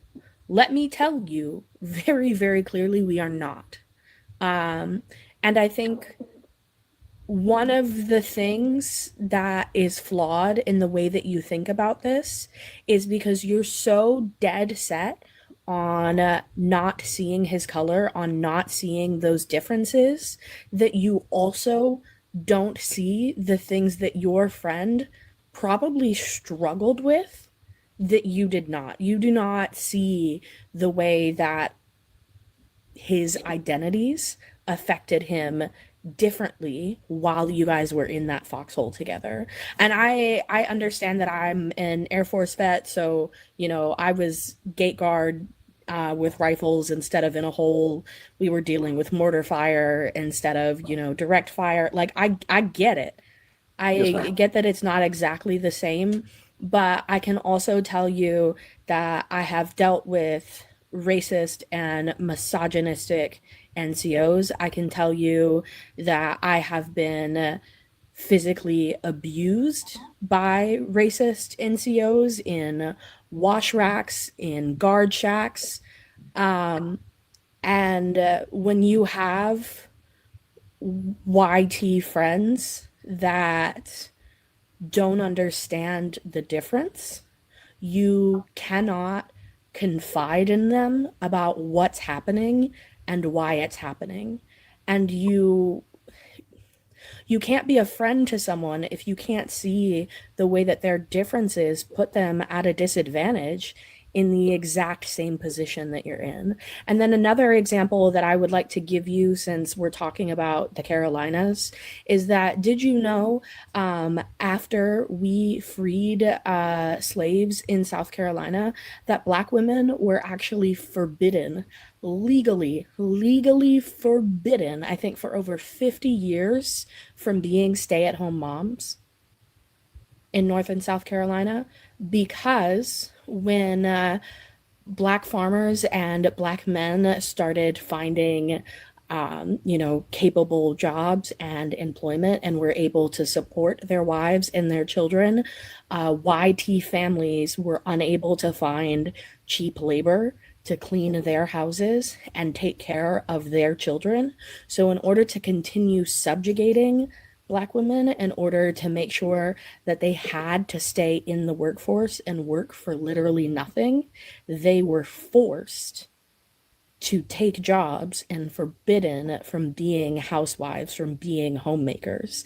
And now, even to this day, we have this image of this stereotypical image of Black women being, career women, being too headstrong, being too masculine, coming from broken families and things like that. But that was done to us intentionally. That was a choice. It didn't just happen. So the thing that people are trying to get you to see here is that you didn't see your friend's color and sexuality as an issue, but you also didn't see their struggles when they were in that foxhole with you. Yes, ma'am. First, I want to say thank you for your service. One of the things is, guys, I think I need to word this differently on this. I don't deny any of the history. I'm not denying that the bad that this does not exist, does not happen. The point I'm trying to make is how this ends. The problem, you're saying what the problem is, the fact that there's a problem that we're talking about right now. We're talking about because there's a problem there. How do we fix the problem is what I'm talking about here. It ends by white people acknowledging. Falcon. Hold on. Let him finish this point, please. Go ahead. And like you said, like JD, like JD, First Sergeant JD, my friend there, right? He down now there were two occasions I can name off my head. I think only two that somebody had experienced hate or made any judgment or anything towards him in a slight way. And I mean, those are the only two that I know of, and that he even, what he said was he'd never experienced something like that. The first one, right there having his back, because I don't stand by that, support that from nobody. It's out there, y'all. It does exist. I'm not denying that. What I'm saying about the class thing or whatever, slowly as we progress further between this, and closing this issue, the issue is still going to be there between classes, and between that. That's one thing that's steadily growing. Is it doesn't matter what you say. Once the race thing's gone, we do ever affect this. I suppose close this right here. Sorry. Yeah, no. All right, give me 1 second. And I know other people want to respond, but there's a lot of people with their hands up, so I'm gonna keep it pushing around the panel. Real quick. W's in the chat for the Dreaded, who sent a $5 YouTube super chat to say one of the biggest eye openers was when I learned about the literacy test from the 1964. Absolutely. Listen, you can talk about literacy tests, you can talk about poll taxes, you can talk about a lot of different stuff, and like, I mean, yeah, it's deeply rooted. But W's in the chat for you. Thank you so much for that $5 YouTube super chat. Guys, we still have $239 left in the nightly donation goal. We got 439 people hanging out here. If 239 people send Cash App, PayPal, Venmo, Santana Speaks 24, we can definitely close that out. So if you like, if you want to support the live, if you enjoy the information, education, entertainment, please consider donating. Everything's accepted, anything's appreciated. Also, apparently we're in the subway. We got 2 minutes to close out the subway. We only need 3 more subscribers to close out the subway. With becoming a subscriber, you get access to an amazing Discord with a bunch of great people and amazing resources, but you also get a bunch of really cool stickers. Drop some of the stickers in the chat. But you also get a fast pass when we're having these conversations up here to join the conversation. With Late Nights with Santana, you get what's called a tag me in. So if I'm debating and doing sparring, you get a 5-minute tag me in, when you can come up, join the panel, and help me debate. And then also, while we're having brunch with my creator, you get a priority to come up and ask your favorite creator whatever question you may have. So if you're not a subscriber, please go ahead and consider subscribing. We got a minute and 15 seconds. We need 3 more subscribers. With that being said, Declan, you had something that you wanted to say.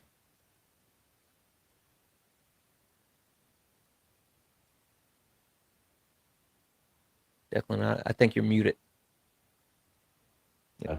I was saying that the consensus of his talking point is because he's a poor white, he don't see it. And the thing about it is all historicals, because I want to share something. So following Bacon's rebellion in 1676, where an alliance of white and black indentured servants and enslaved Africans rose up against Virginia's white elite, the colony passed slave codes to permanently enshrine legal and social distinctions between black and white residents that ensured that all white people, no matter their status, permanently existed in a status above all black people. That no matter what happens, even as a poor white man, you are still above the richest black man because of race. Now, second thing, I'm a veteran myself. I served in the United States Army for 6 to 8 years. I'm gonna say 8 years. I'm gonna say 8 years because it sounds nice. 8 years. Okay. I live in New York City. Now I'm gonna put you in. I'm gonna use Santana's example of the car, but I'm gonna use it on the block. If you on the corner and the cops walk past you, what are you gonna think? And you're standing on the corner, by the way. What are you gonna think? Who do you? Matter of fact, I'm wrong.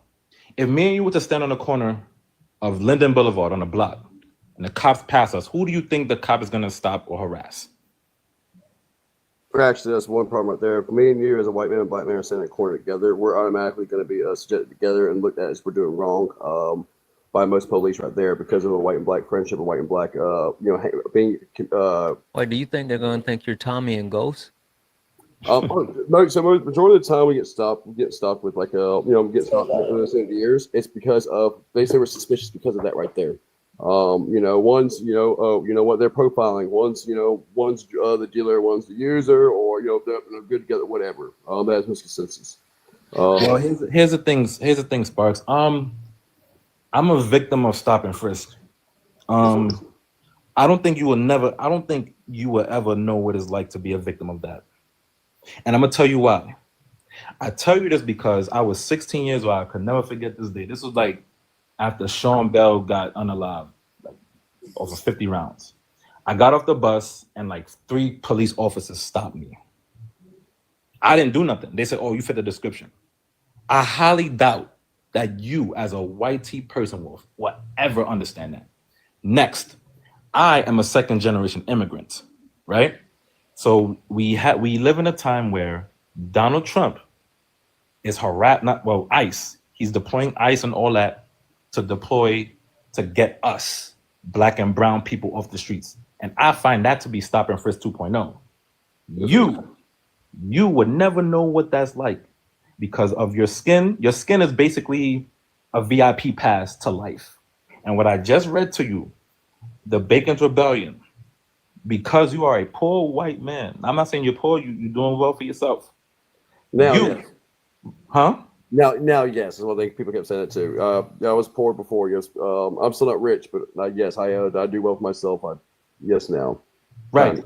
They praise your mediocrity, but if I have a Benz, I'm still an N-word to them. I could be the most classy person. They're still gonna get at me before they get at you. And guess what?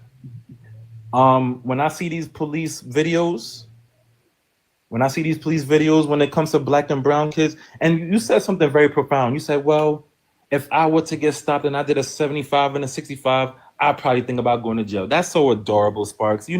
That is very adorable. Well, I said that because of my record. Actually, I would say, guys, when I enlisted was. I think you're missing a part. You're missing a point. And you know what? I'm gonna spit the bar before Declan can. You worry about going to jail. I worry about going to the morgue. That's what I'm saying.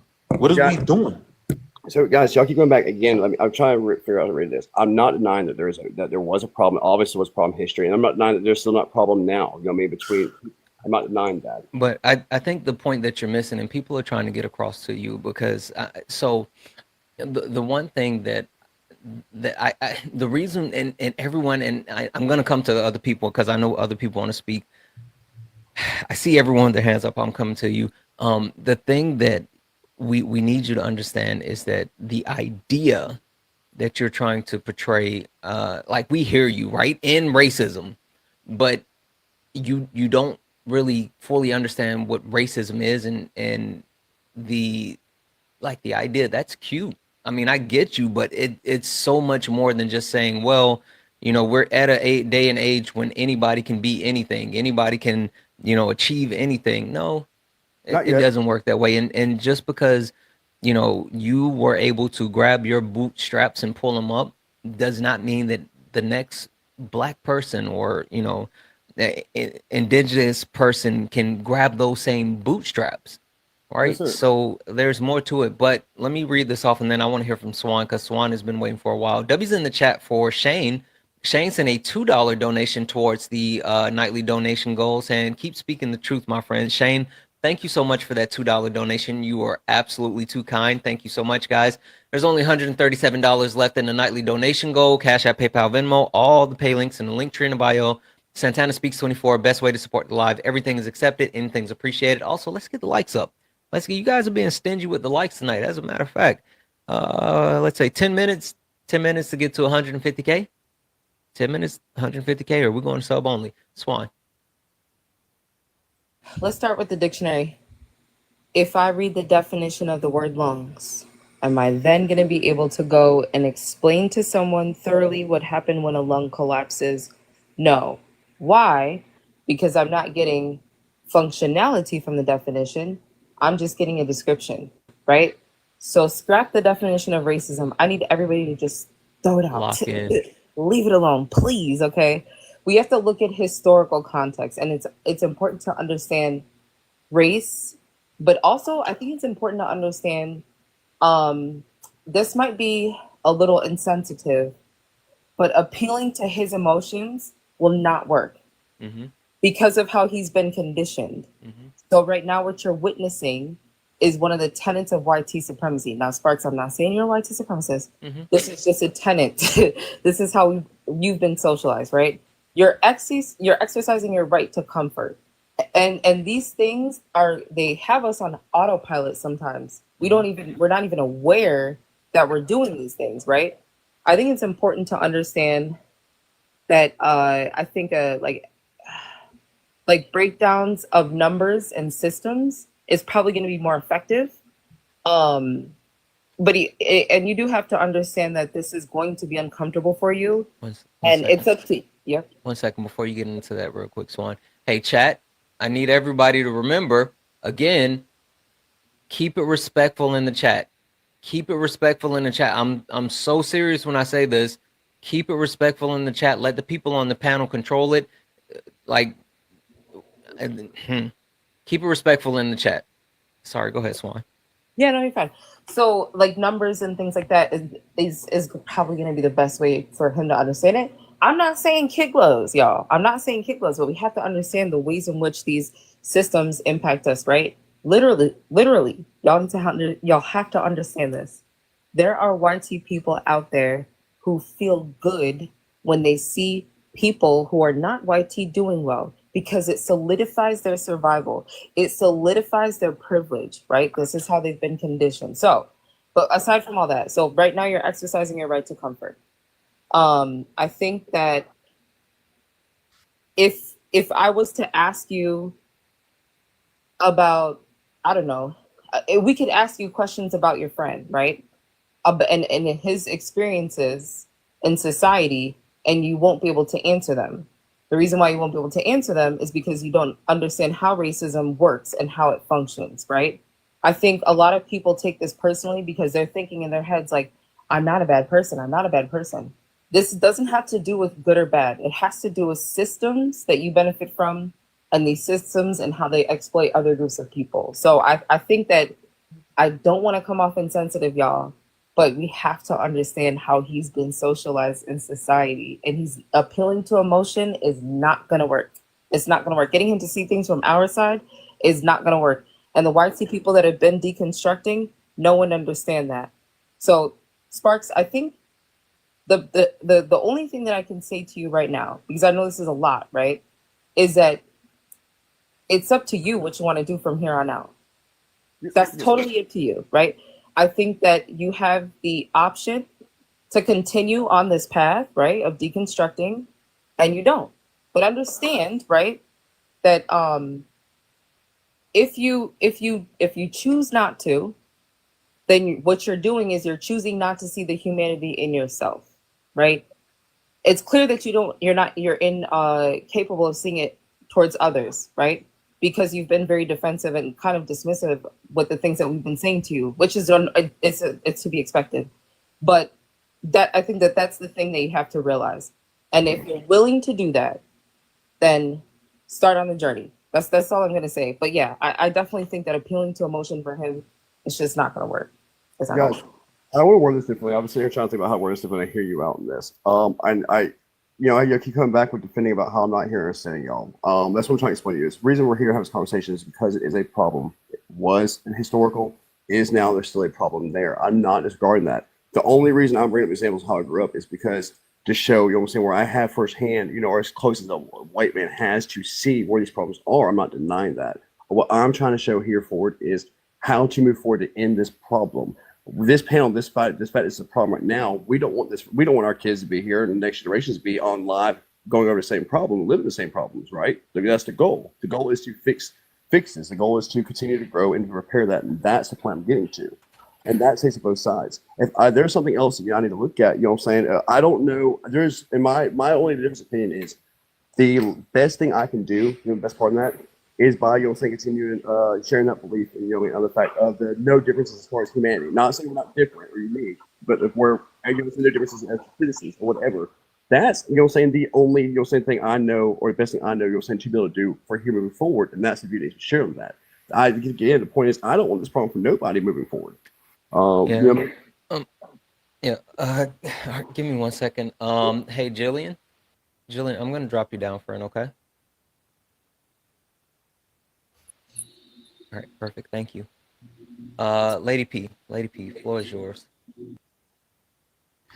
Yeah, I'm gonna say this. Then I got to go. Can I turn off my damn camera? There we go. Yeah, I'm gonna say this. And I got to go.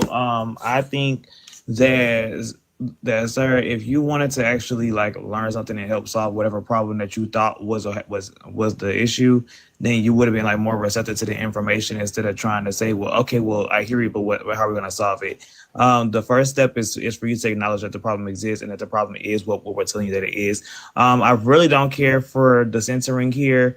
I promise you, like in a conversation about intersectionality, I do not care about a white man having to learn that he has a black queer friend and that their friend is black and queer. It does not really matter to me. We have a lot more experiences as black queer people than having to be validated by a white man. So yeah, I think that you just had to do your own work as an adult and learn how you know, how you are benefiting from white supremacy and how you are benefiting from the patriarchy and how you as a white person, why is it that you have the same likelihood to be a doctor as a black person in the higher social class? Why is it that you as a white person, regardless of economic standing, is more likely, and regardless of criminal background history, is 20% more likely to not be convicted of a crime as opposed to your black counterparts? Why black people serve 20% longer sentences, and why black people are the ones that are being exonerated and they're only ones that make up over 50% of exonerations, while your people make up less than 20% because y'all are not being targeted in crime. You need to think about Bayard Rustin, who was criminalized for being a black queer man during the civil rights liberation. You think about a lot more than that. And I'm not going to spoon feed you the information like everybody else may want to. They can spoon feed it to you. I'm not doing that. You are a grown adult. You need to learn how to research. I'm not going to censor you. If y'all want to have the conversation, I think it is great to have the conversation about intersectionality, but to censor it around a white man is kind of crazy to me. Sure. So I hear y'all. Wait 1 second, Sparks. So Lady P, I do want to actually address something real quick. So I get what you're saying, and I'm not disagreeing with you.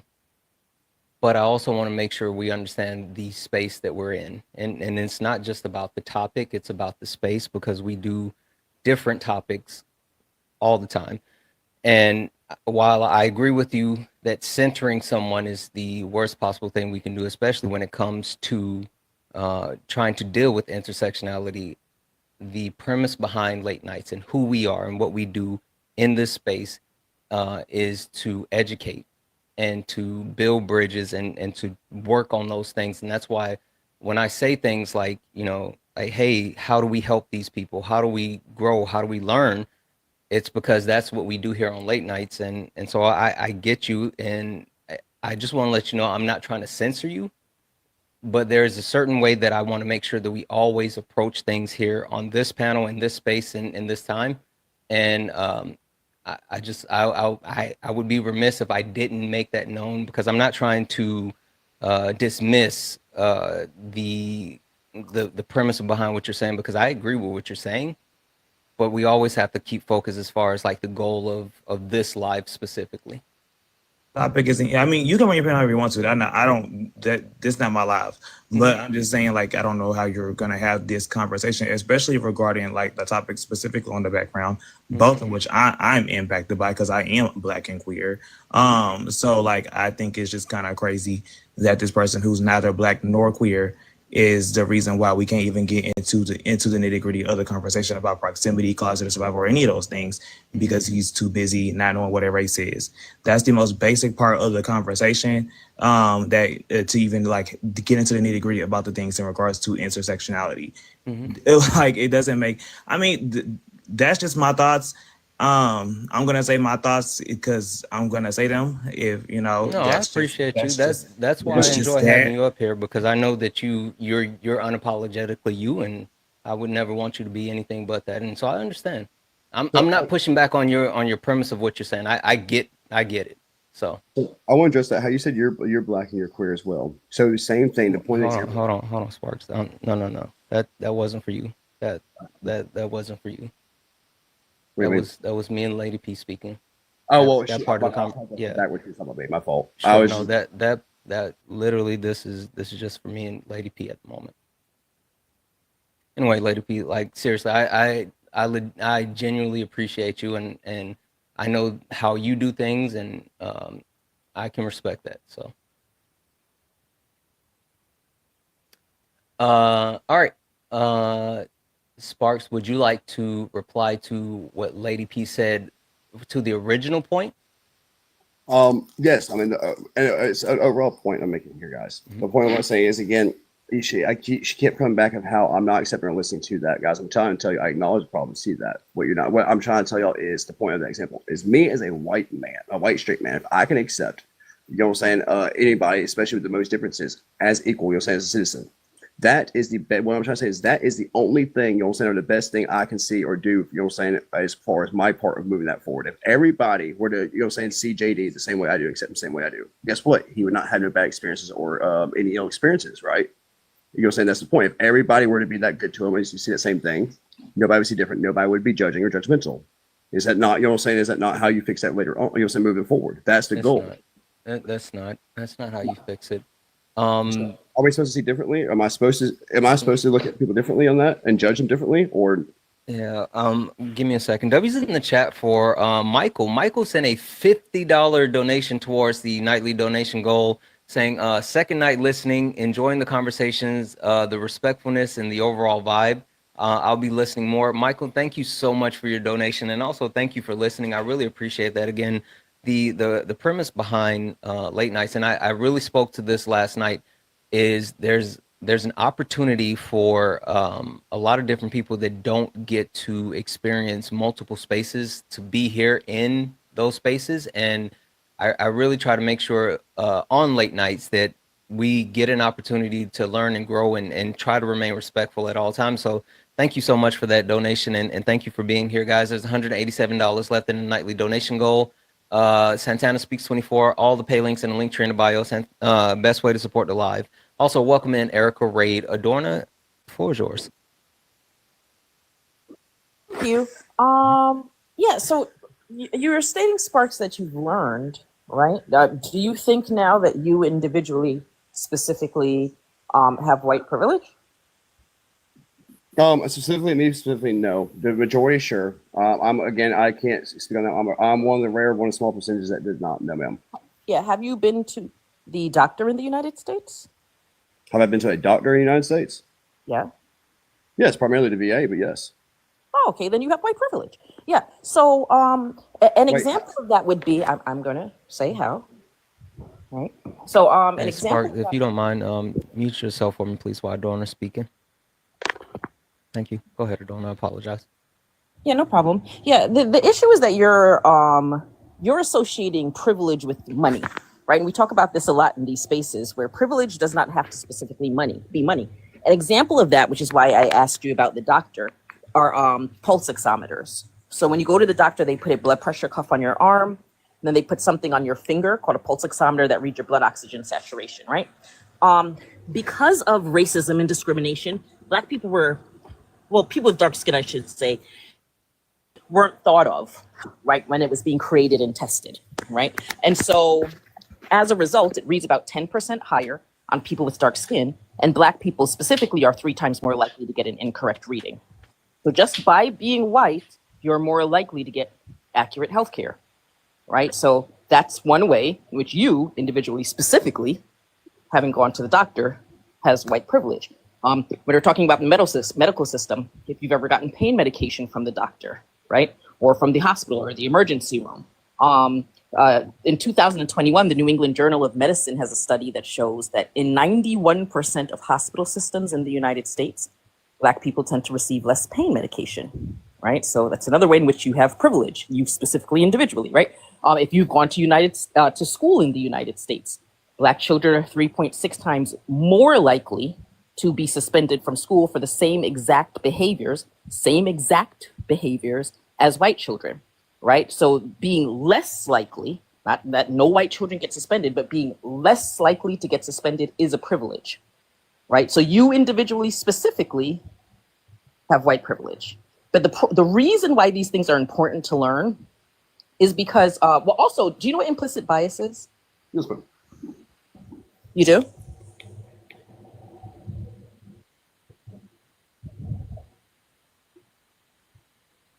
Hey Spark, if you swipe out, then we can't hear you.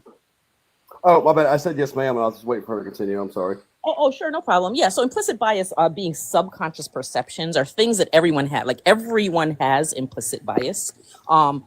Basically because marginalized groups are marginalized because of the messaging put out about marginalized groups in society, right? So people from racially marginalized groups, people with disabilities, people in the LGBTQ plus community, women, etc. Right? So messaging is put out in society that marginalizes these groups. And because of the way that our brains work, our brains are like sponges, we don't decide whether we internalize that messaging or not, right? So you included, because you're included in everyone, has implicit bias.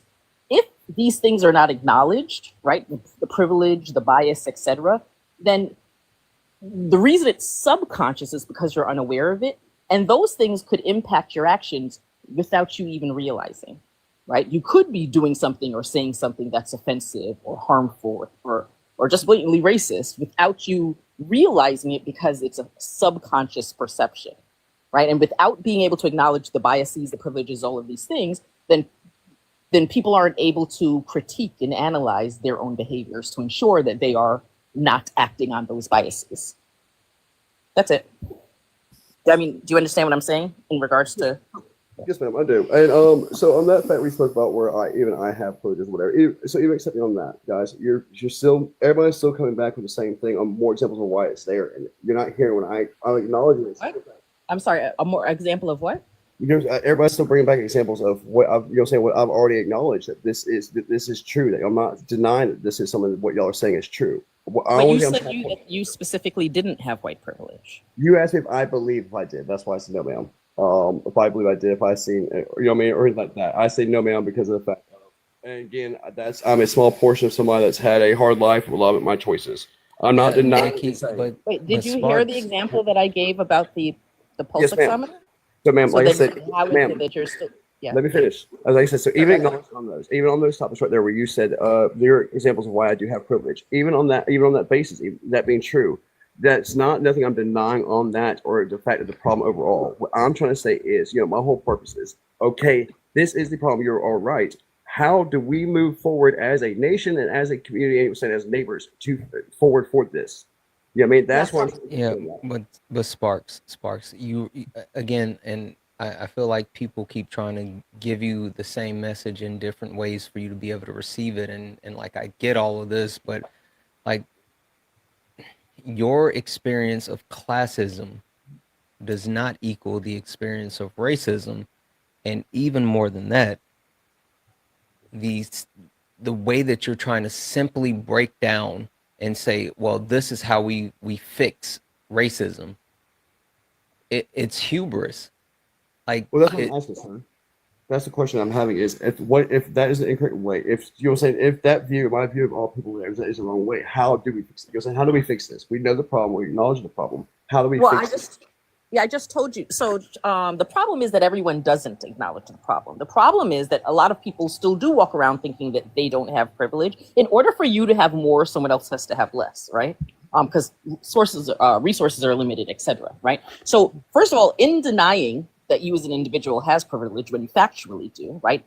There are plenty of people that deny that they have subconscious perceptions and implicit bias, right? And so the first step would be acknowledging. You can't fix a problem that you don't acknowledge is there, right? So the first step is education, so that people will be aware of these things, so that they can critique their own actions. Like a lot of the biases that end up happening are things that people aren't aware that they're doing, right? So when we look at the Black children, for example, the American Psychological Association, the DOE, stating that Black children are more likely to be suspended. I don't think it's because teachers are like, I hate Black children. I don't think that's what it is. I think that they have subconscious perceptions of Black children. First of all, as a matter of fact, the American Psychological Association states that starting about the age of 10, that Black children are seen as 4.5 years older than white children, right? Same exact age, but are perceived as 4.5 years older, subconsciously. And so clearly when you perceive someone as older, you expect them to be more mature. So even if they're having the same actions as other children, you're probably going to reprimand them more. This is just an example, right? But when people aren't aware of that, they can't critique and analyze and curb their own behavior. And so the first step is education, making people aware that we have these biases. So I want to say that right there, brother, and again, if it may be me miswording, when I'm comparing my life, again, my example of my life from my view, it's not in any way comparison or say, in comparison to no, or say I've, lived the same life. It's more of an example of showing why, I guess why I may have that different view, why I may be one, where my view, or I guess this, my ability to be able to look, at, the quality of the things I'm saying from that perspective. Growing up, in those communities is not making me equal, saying necessarily equal or, over or less than another. It's, stating or giving my example of how, of why I had to push where that, where that familiarity comes from. So where am I to accept, Yeah, hey, Sparks, your mic is going out again. My bad. Anyways, Sparks, so that's your mic is going out again. Like it just like completely drifted out. Listen, Sparks, I'll say this, and I know again there's other people who want to speak. If you truly wanted to end racism, then like Swan has said it multiple times. I know she said it multiple times tonight, and she said it multiple times throughout the time that she's been on my panel. Like you need to give up your privilege, right? You need to start addressing the people that look like you instead of the people that look like us, right? If you really want to do anything to address racism, then you need to talk to the people that have control of said racism, and then hold that mirror up to them. Yes, I agree with that. But like with you saying, oh, we all need to do this together, that's impossible, because Black people and other marginalized groups, they don't hold the keys to the patriarchal system that amplifies racism. Faisal, I know you wanted to say something. I'm sorry, guys. I got a headache. That's why I'm talking like this. Also, I'm sorry. W's in the chat for the dreaded who sent a $5 donation. I also want to apologize for overstepping your boundaries the other day. Oh, you didn't. You're good. You're good, Tara. You're good. Thank you so much for that $5 donation. Faisal, floor is yours. I was gonna come up here and make an analogy with an orange and try and make you understand the system of racism, but you're saying the same message keeps being said to you over and over again. So I'm going to use my time to ask you, with all the education that you have received in the past hour and a half, what have you learned? I've learned more, if anything, more personal opinions, more personal views on the issue that is there. This issue, the reason I come to this panel here in the first place is addressing this because I've always acknowledged and know the issues there. I didn't come here to argue that the issue is not. My point is this, I came here trying to show like where, trying to show where I agree to problems there. When I say stand together, do it together is, for me to stand up to, saying a group, or you're saying whoever is in charge, right? For me to stand up and no sit back, no. So just stand up together. If there's a group or a subject that is in the wrong there, I say stand together. You know what I'm saying? Where y'all, where the grouping oppressed by that stands, with and protest that. My job is to stand, with that, stand on the side is right. You know what I'm saying? On that side. That's the point I'm trying to get to. If that makes more sense. I'm just really talking about moving forward and trying to. I was about to do it. I was really about to do it. I gotta step out real quick. I am on call tonight. So, Sparks, but hold on. Before you go, you said that you learned people basically their personal experiences, right? well, no, I mean, I'm just learning more experience and views on. You're saying what? I guess you're saying iterating that the problem is still there. I You get know it. what I mean? I get it. So I feel like people gave you a lot of like substance as well, and not just personal experience. I think people gave you like they legitimately spoke to different forms of systematic racism that still exist today. They gave you studies, they gave you facts, they gave you more than just personal experience. But Yes. I word will that say wrong. this: I think I can help. One last thing, if you don't mind, indulge me for a second. Sparks, Sweet. do you like magic? Magic tricks, yeah, Would you like to see a magic trick? of course. Okay, cool.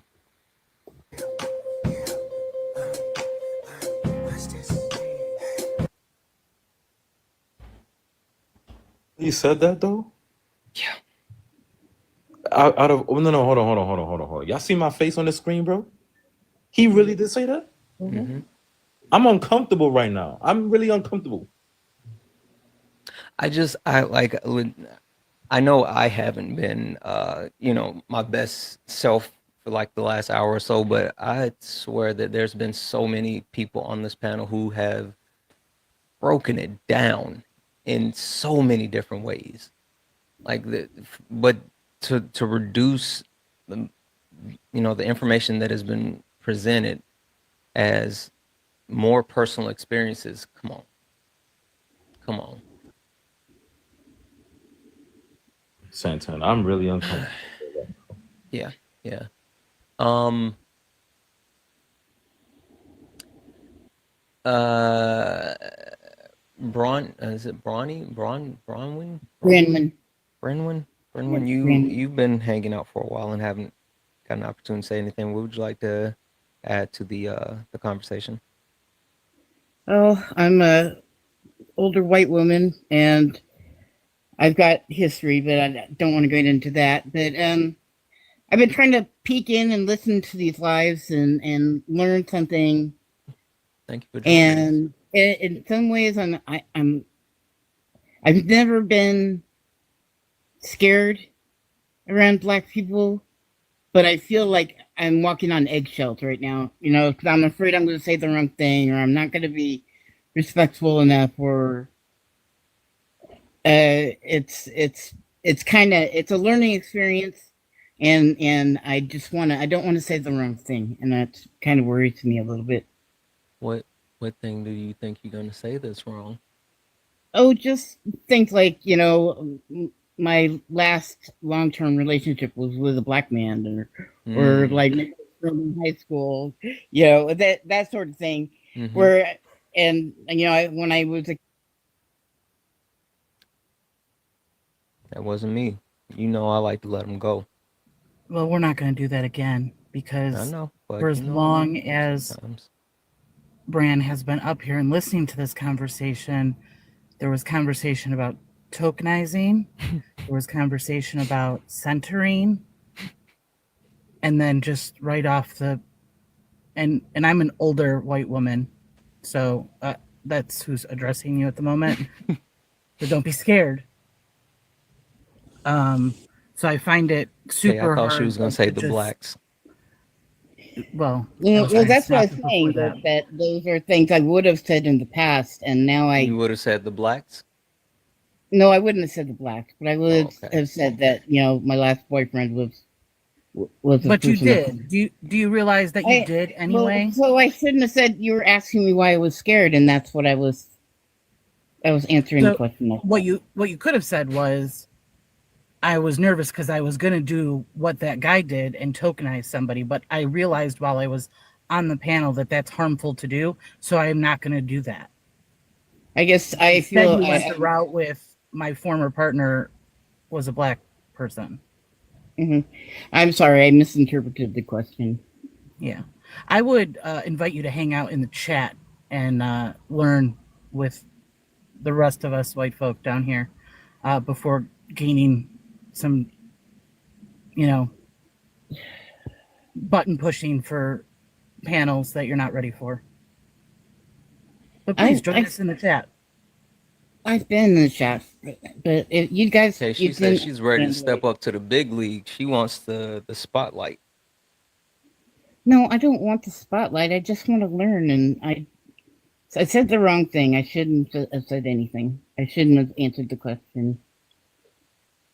You asked me what I was afraid of saying. If you want to learn, if there's something you want to learn, the first rule is to not ask Black people to labor for you.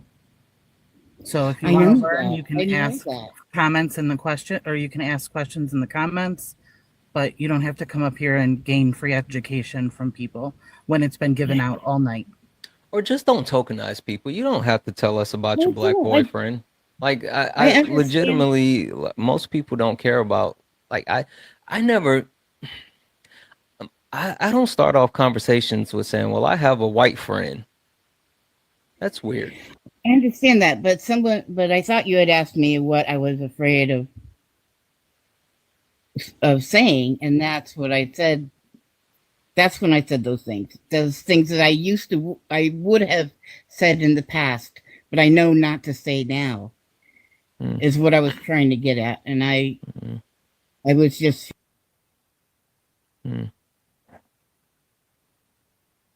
That wasn't even my magic rest trick. This conversation and close out the night. We don't need to do any of that. Have a good night, everyone.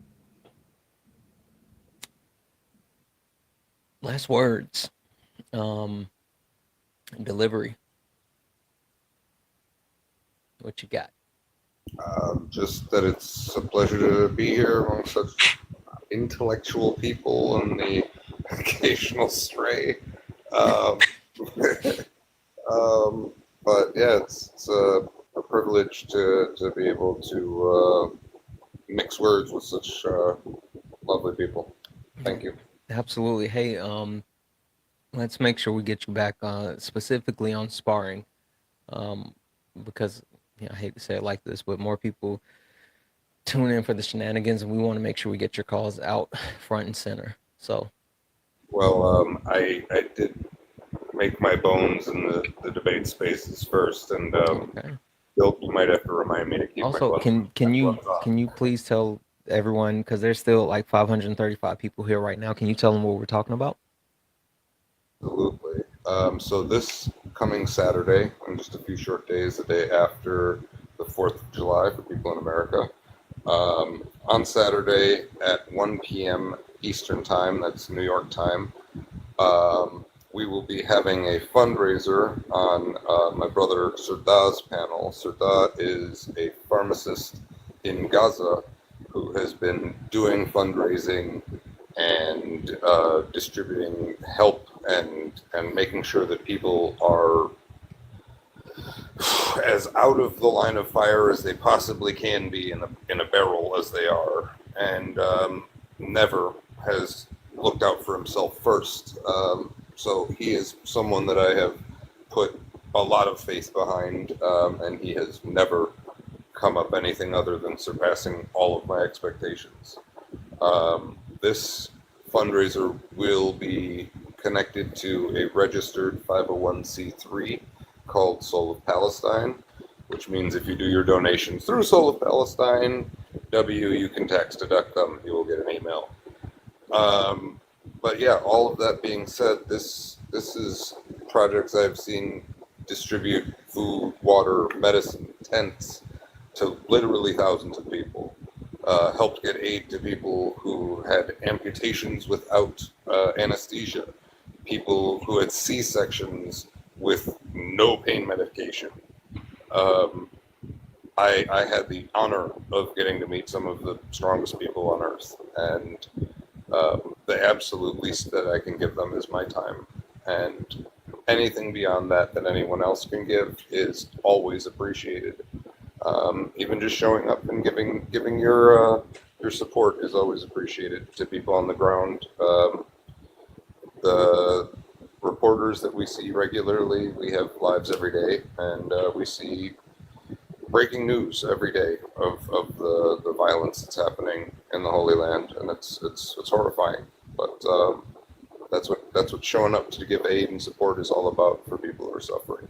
So Absolutely, absolutely. Well, we're gonna do what we can to help, and I am more than happy to continue to use my platform to amplify what you're doing because I really appreciate that. I appreciate anyone that's trying to help others, and so yeah. Again, we'll get you back on sparring, and we'll have a conversation with a couple of different people and see if we can get you in a couple of other spaces as well. So. Absolutely appreciate that. I'm thankful for any help that I can bring to the people on the ground. Absolutely. It's all for them. Absolutely. Perfect. Thank you. Thank you. I appreciate you. I'm going to drop you down. And I'm going to do it this way. Swan, I want to come to you for last words, but then I would like for you to talk about what you are doing with the Congo. So, you guys can hear me, right? Yes. Okay. So I work with a gentleman by the name, well, I'm gonna say we, because it's not just me, but a gentleman by the name of MZ Elvis Katoto. He was born in the Congo, fled because of what's happening there. There's a G-side taking place, and grew up in the UK, became a very successful filmmaker for a British broadcasting company, but left all of that alone to go back to help his people. So right now, him and his team are there, and there's 4 things that they're Adorna, come back. Come back. Wait, Adorna. I'm sorry. Adorna. No, Adorna, come back. I'm sorry. Go ahead, Swan. No, you're fine. So there's 4 things that the team is working on. So the first thing is it's a GFM. I have to be careful because TikTok does some like weird stuff with the money or whatever.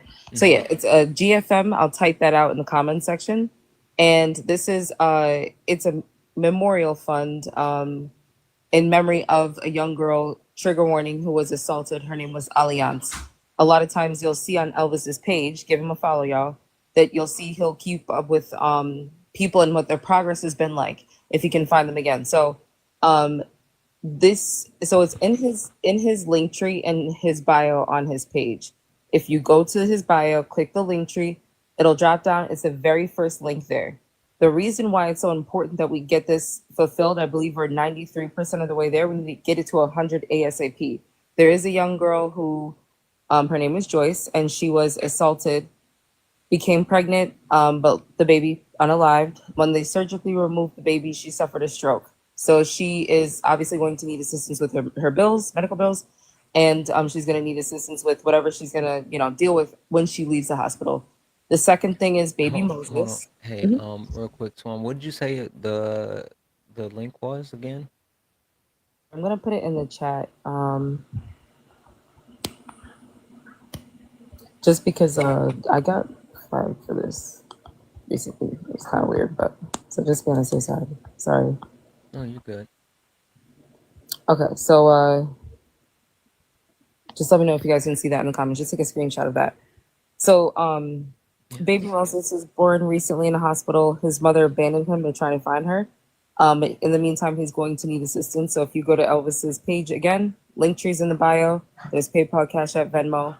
The other 2 things that we've been working on consistently is 2 houses. One is called the Ubuntu House, and the Ubuntu House has 32 children that were rescued from a displacement camp in it. They've been housed and the rent's been paid for a year.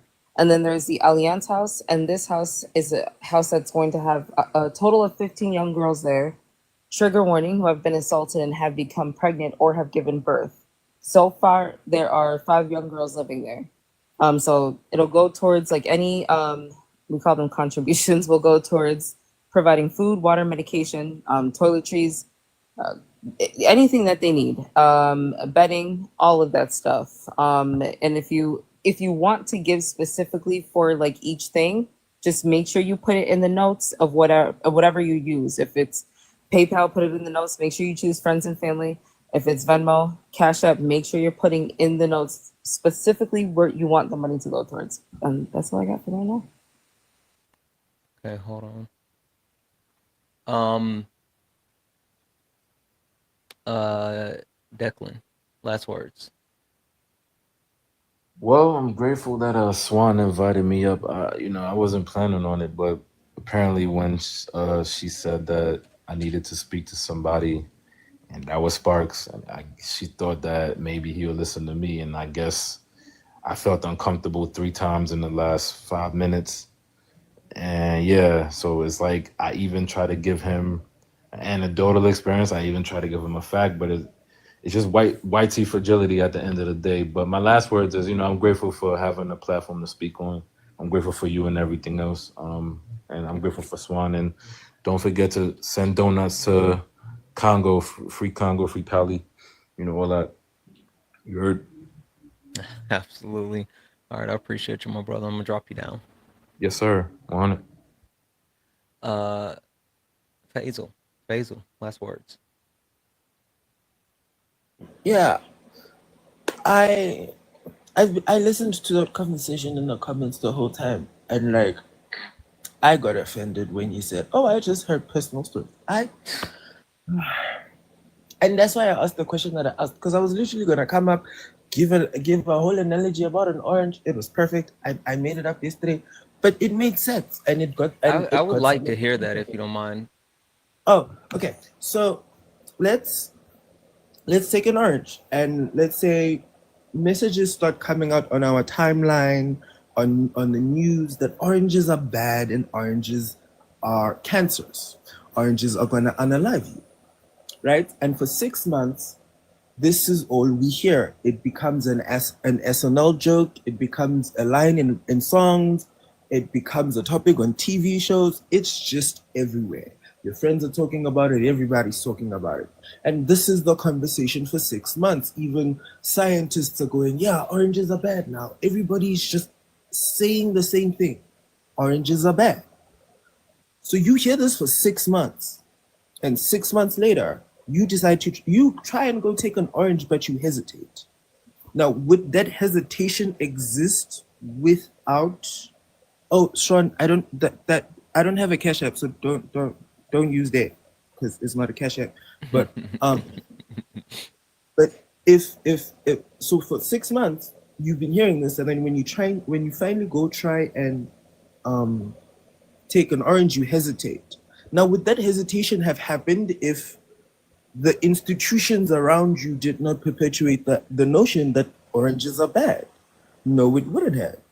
So if the institution didn't exist, this was this was to explain how there's no difference between the interpersonal interactions that we have on a day-to-day basis and the system.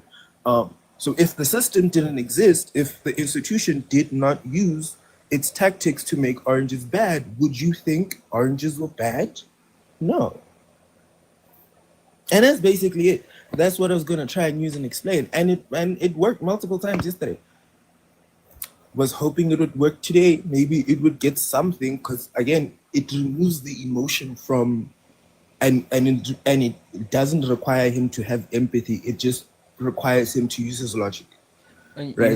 The problem when you do stuff like that is oftentimes you count on people being intellectually honest, and when people get uncomfortable, they tend to be intellectually dishonest, right? I thought that I was having a whole genuine conversation with someone on Danny's live, and I thought we were talking about like actual racism and like a lot of different stuff, and like I thought that he didn't know, but then I realized like he was an actual creator who does this and had 200 something thousand followers, and could actually articulate systematic racism, but he was just being intellectually dishonest. So, I mean, I love your analogy, but you're putting a lot of faith in people actually, not being POSs. It has, like, I'm not putting faith in them. I'm testing their logic, right? It is a little test of their logic. So if you're going to intellectually lie to me, we'll see it. Because I made the analogies in simple enough for us to all understand and for us to all follow along. So if you, as the person hearing it, decide to be dishonest and not use the logic of what we're following, then that shows that you're arguing in bad faith, not me. So it doesn't read bad on. So like, yes, like, are people always going to lean into their logic, not all the time, but it's more common for someone to try and use logic than their empathy, because you can't teach someone empathy unless they want to be taught that. Completely agree. Completely So agree. that's why I was like, even when we're just having other conversations in general about racism, I'm the one who's going to stick to logic. I tell people this all the time. I don't care about feelings. I don't care about beliefs. I don't care about thoughts. Give me the logic and give me the factual information. Then we can work off of that basis. But if you're going to be intellectually dishonest and lie about the logic and lie that the logic makes sense and it's sound, then you're the problem. And I don't have it's not about my argument or my analogy or the facts. It's that you specifically want to be willingly ignorant, and that's not my fault, and that's not my problem. Somebody made sure, somebody heard me, somebody understood, somebody walked away with the knowledge. If you don't want to do that, that's you. Everybody else is going to see that you are not of credit. Absolutely. Yeah. Well, Hazel, thank you so much for coming up. I appreciate you actually spending time with us, and you have a good night, okay? Thank you. Enjoy the rest of your night, guys.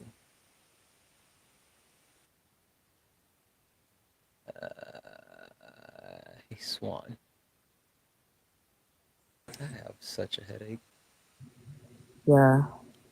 Also, I just want to let you know before you go that the goal now is at 95%.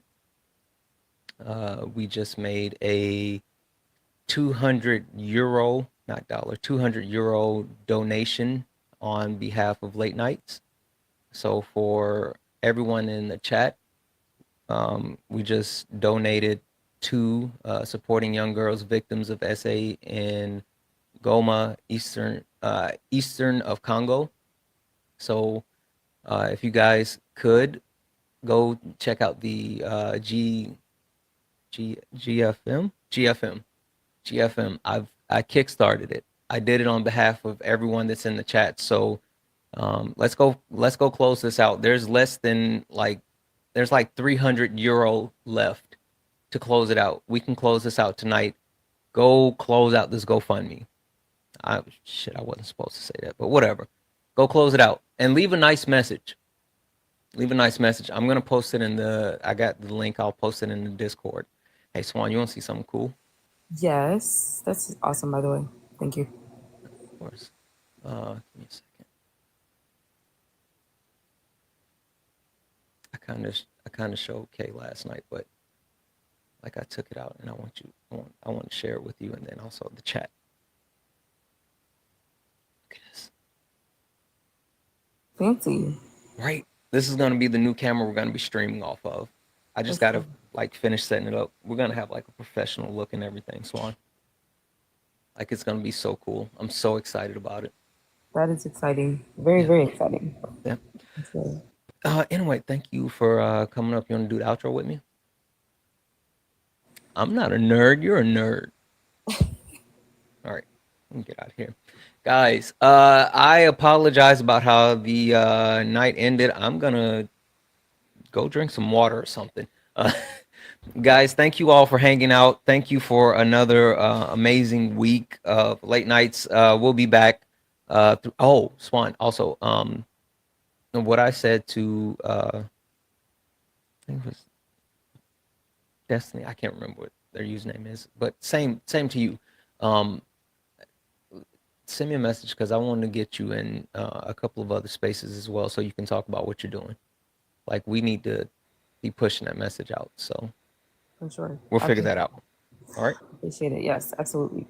All right, guys, thank you for all the taps, the likes, the shares. Thank you for all the gifts. Thank you for hanging out. Make sure we're going to be sparring starting tomorrow, and we'll be back next week with late nights. We'll get back into more of the conversation. Not going to tip the hand just yet, but we're going to have we're not done. We got a lot more to do, and we will continue to break it all down. Guys, thank you for everything. I love you all. Thank you for the taps, the gifts, the shares, the likes. Thank you for everything. And as always, Swan, come off mute and say it with me.